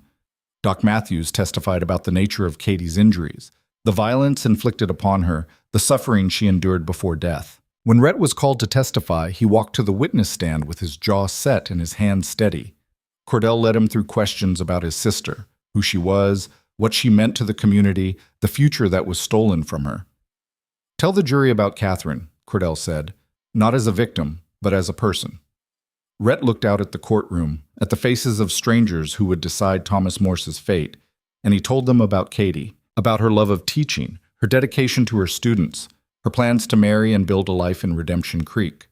He told them about her laughter and her kindness and the way she'd believed in the possibility of civilization on the frontier. She thought people could be better than their worst impulses, he said. Thought education and compassion could tame the violence that seems bred into this land. The men who killed her proved her wrong about human nature, but she was right about everything else. The town she helped build is still standing. The children she taught are still learning. Her death was senseless and brutal, but her life meant something. And that's what I want this jury to remember. Not just what was taken from her, but what she gave before it was taken. He stepped down and returned to his seat, and Margaret touched his arm briefly in support. The defense's case lasted less than a day. Peters tried to create reasonable doubt, suggesting that the witnesses might have been mistaken about who they saw, that the neckerchief could have been planted, that Thomas's presence in Redemption Creek didn't prove he'd participated in the murder, but his heart wasn't in it, and everyone in the courtroom could tell. He was going through the motions, fulfilling his obligation to provide a defense, but not actually expecting to win. Thomas himself didn't testify, exercising his right to remain silent. He sat at the defense table throughout the trial with the same neutral expression, occasionally whispering to Peters, but otherwise showing no emotion as the evidence mounted against him. Closing arguments happened on a Friday. Cordell spoke for 90 minutes, weaving the evidence into a narrative that was devastating in its clarity. She described Katie's murder in detail, forcing the jury to confront the brutality of what Thomas and his brother had done. She held up the neckerchief, physical evidence of presence at the scene. She reminded them of the pattern of violence across 3 territories, the burned farms and murdered families and destroyed lives. "This man," she said, pointing at Thomas, "is a plague upon civilization. He and his brother chose violence as a way of life, chose to destroy instead of build, to take instead of earn. They thought themselves above the law, beyond consequences, untouchable in the vastness of the frontier. But the frontier is not lawless, it's just under-policed. And when the law finally catches up with men like Thomas Morse, it speaks with one voice. Guilty. And the penalty is death." Peter stood for his closing argument, looking tired and defeated. He made a half-hearted appeal for leniency, suggested that life imprisonment might be more appropriate than execution, argued that Thomas deserved the same presumption of innocence that every defendant received. But even he seemed unconvinced by his own words. The jury deliberated for 6 hours. When they returned, their faces were grave but certain. "On the charge of murder in the first degree," the foreman read, "we find the defendant, Thomas Morse, guilty." A collective exhale swept through the courtroom. Thomas showed no reaction, just continued staring straight ahead as if the verdict was happening to someone else. Judge Blackwood allowed a moment for the noise to settle, then spoke in a voice that carried to every corner of the room. "Thomas Morse, you have been found guilty by a jury of your peers of the murder of Catherine Calder. Before I pass sentence, do you have anything to say?" For the first time during the trial, Thomas stood. He looked around the courtroom, his gaze passing over the judge, the jury, the spectators, finally landing on Rhett. "I could apologize," he said. "Could say I'm sorry for what happened to your sister, sorry for all the pain I caused. But we both know that would be a lie. I ain't sorry. I did what I did, and I'd probably do it again if given the chance, because that's who I am. I'm the monster in your nightmares. The proof that civilization's just a thin coat of paint over the same savage violence that's always been there." He paused, and something almost like a smile crossed his face. "But here's the thing. You'll all realize eventually, killing me doesn't solve anything. There's 100 more like me out there on the frontier, and when I'm dead, another one will take my place. You can hang me, and you will, but you can't hang the violence itself. That's permanent. That's the price of living in a place where the strong prey on the weak, and the law is just a suggestion people follow when it's convenient. Are you finished? Judge Blackwood asked. Yeah, I'm finished. Then hear your sentence. Thomas Morse, you are hereby sentenced to death by hanging, to be carried out 2 weeks from today at dawn. May whatever mercies exist in this world or the next be upon you, though you showed none to your victims. The gavel fell, and Thomas Morse's fate was sealed. They hanged him on a Tuesday morning, the scaffolding erected in the courthouse square so the whole city could witness justice being served. Elias attended as an obligation, representing the law that had pursued and captured the condemned. Rhett attended because he'd come too far to miss the ending. Margaret attended because she'd been part of the journey and felt she owed it to Katie's memory to see it through. Thomas walked to the gallows without resistance, his face calm, his step steady. Whatever fear he felt was buried beneath a layer of defiance that had served him his entire criminal life. The hangman placed the noose around his neck, adjusted the knot, and asked if he had any final words. Yeah, Thomas said, his voice carrying across the silent crowd. To anyone thinking of following in my footsteps, thinking outlaw life is freedom and glory, it ain't. It's running and hiding and watching everyone you care about die until you're alone and cornered and standing on a trapdoor with a rope around your neck. Choose different. Be better. I wasn't, and now I pay the price. The trapdoor opened, and Thomas Morse fell into eternity. His death was quick. The hangman knew his craft, and within seconds it was over. The notorious outlaw, who'd terrorized 3 territories, who'd murdered at least 23 people including a beloved schoolteacher, was gone. The crowd dispersed slowly, some satisfied, some disturbed, all contemplating what they'd witnessed. Elias, Rhett, and Margaret walked away together, leaving the body to be cut down and buried in the potter's field, where criminals and paupers found their final rest. How do you feel? Margaret asked Rhett as they walked through the city streets. Empty, he admitted. I thought this moment would mean something, that I'd feel closure or satisfaction or at least relief. But there's just nothing. Katie's still dead. 6 months of my life are still gone, and I'm still trying to figure out who I am without the rage that's been driving me. That's the thing about endings, Elias said. They're rarely as satisfying as beginnings promise they'll be, but they're necessary all the same. Thomas is dead, Jacob's dead, and that chapter of frontier violence is closed. What you do with the chapters that follow, that's up to you. They reached a crossroads in the city where their paths would diverge. Elias was heading back to duty, another prisoner to transport, another warrant to serve, the endless cycle of law enforcement that had consumed his adult life. Margaret had decided, after much contemplation, to return to Redemption Creek and accept Sheriff Brennan's offer to help establish a women's advocacy organization, helping frontier women escape bad situations, find resources, build lives not defined by the men around them. And Rhett stood at his own crossroads, literally and figuratively, trying to decide which direction held something worth pursuing. I think I'll go back to freighting, he said suddenly. Rebuild what I sold, start over with the business. It won't be the same, nothing will ever be the same, but it's honest work that builds instead of destroys. Katie would approve of that. She would, Margaret agreed. And when you're established, when you've built something worth having, maybe you'll find that the rage has faded and been replaced by something better. What's better than rage? Purpose, connection, the knowledge that you survived the worst and chose to keep living anyway. She smiled. We're all survivors now, Rhett. The question is whether we let that define us as victims or as people strong enough to endure and emerge changed but not broken. They said their goodbyes there at the crossroads, 3 people bound by violence and trauma and the shared experience of pursuing justice across a brutal landscape. They would likely never see each other again. The frontier was too vast, their paths too divergent, but they would carry each other forward as proof that some things were worth fighting for, that some people were worth becoming. Elias returned to his work, transporting prisoners and serving warrants and upholding the law across territories that were slowly, grudgingly being civilized. He never married, never settled down, never found the peace that others claimed to want, but he found purpose in the badge he wore and the oath he'd taken, and that was enough to sustain him through the remaining years of his career. He thought about Thomas Morse sometimes, about the outlaw's final words suggesting there was no difference between lawmen and criminals except the badges they wore, and he decided Thomas was wrong. The difference wasn't the badge. The difference was the choice to use power to protect rather than destroy, to serve something larger than yourself, to believe that civilization was worth defending even when that defense cost everything you had.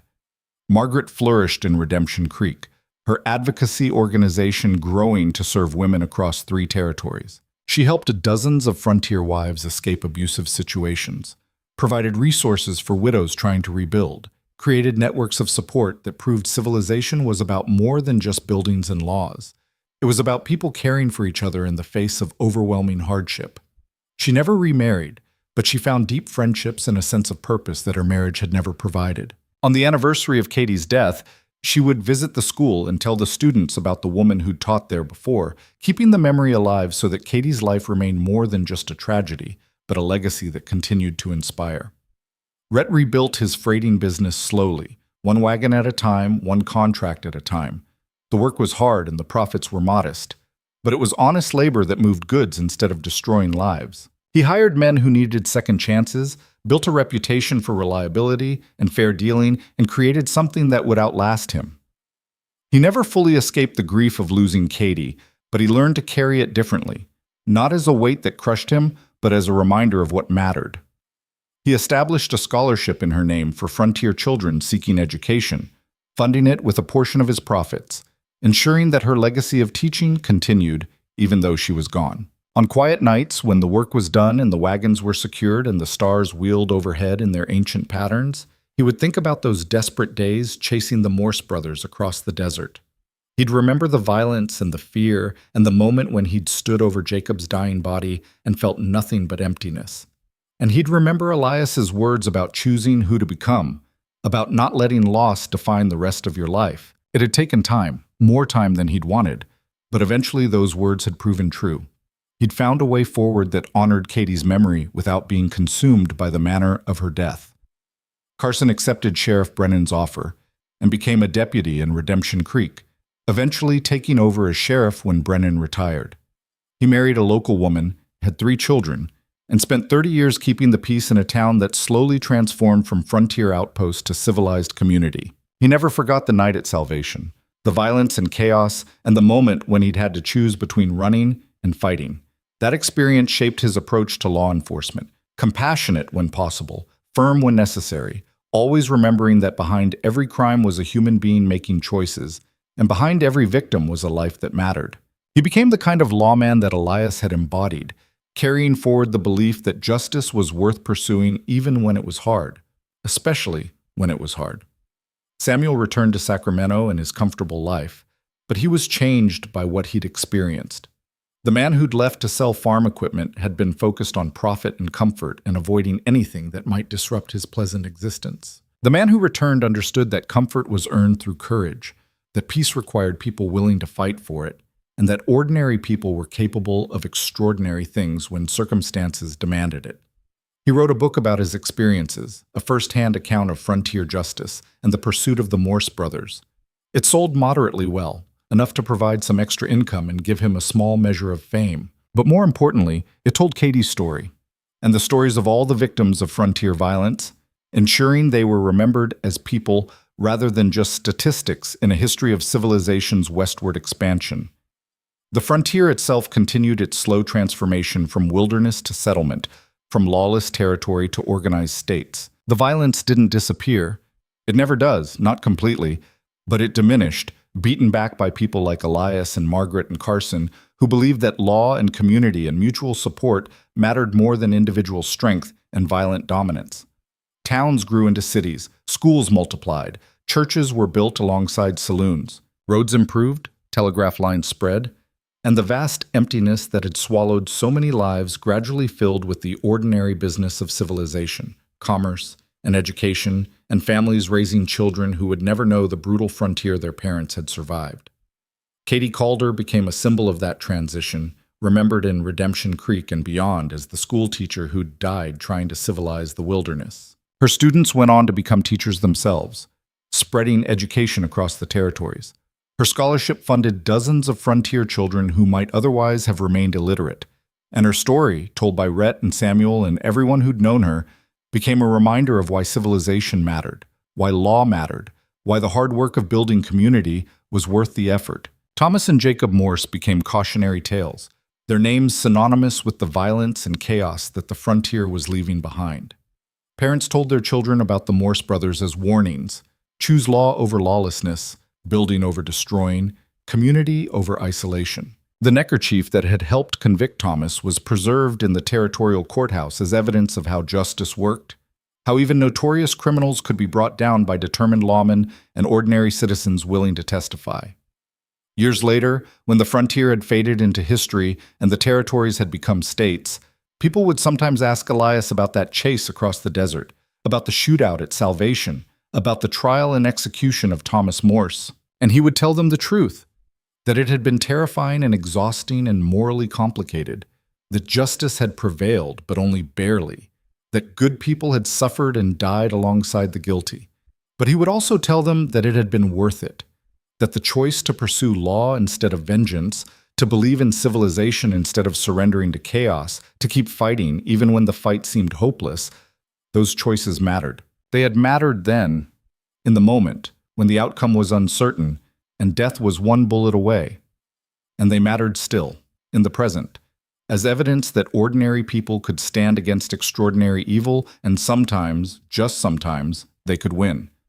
The desert where they'd fought and bled and nearly died was still there, still hostile, still swallowing the unwary and the unprepared.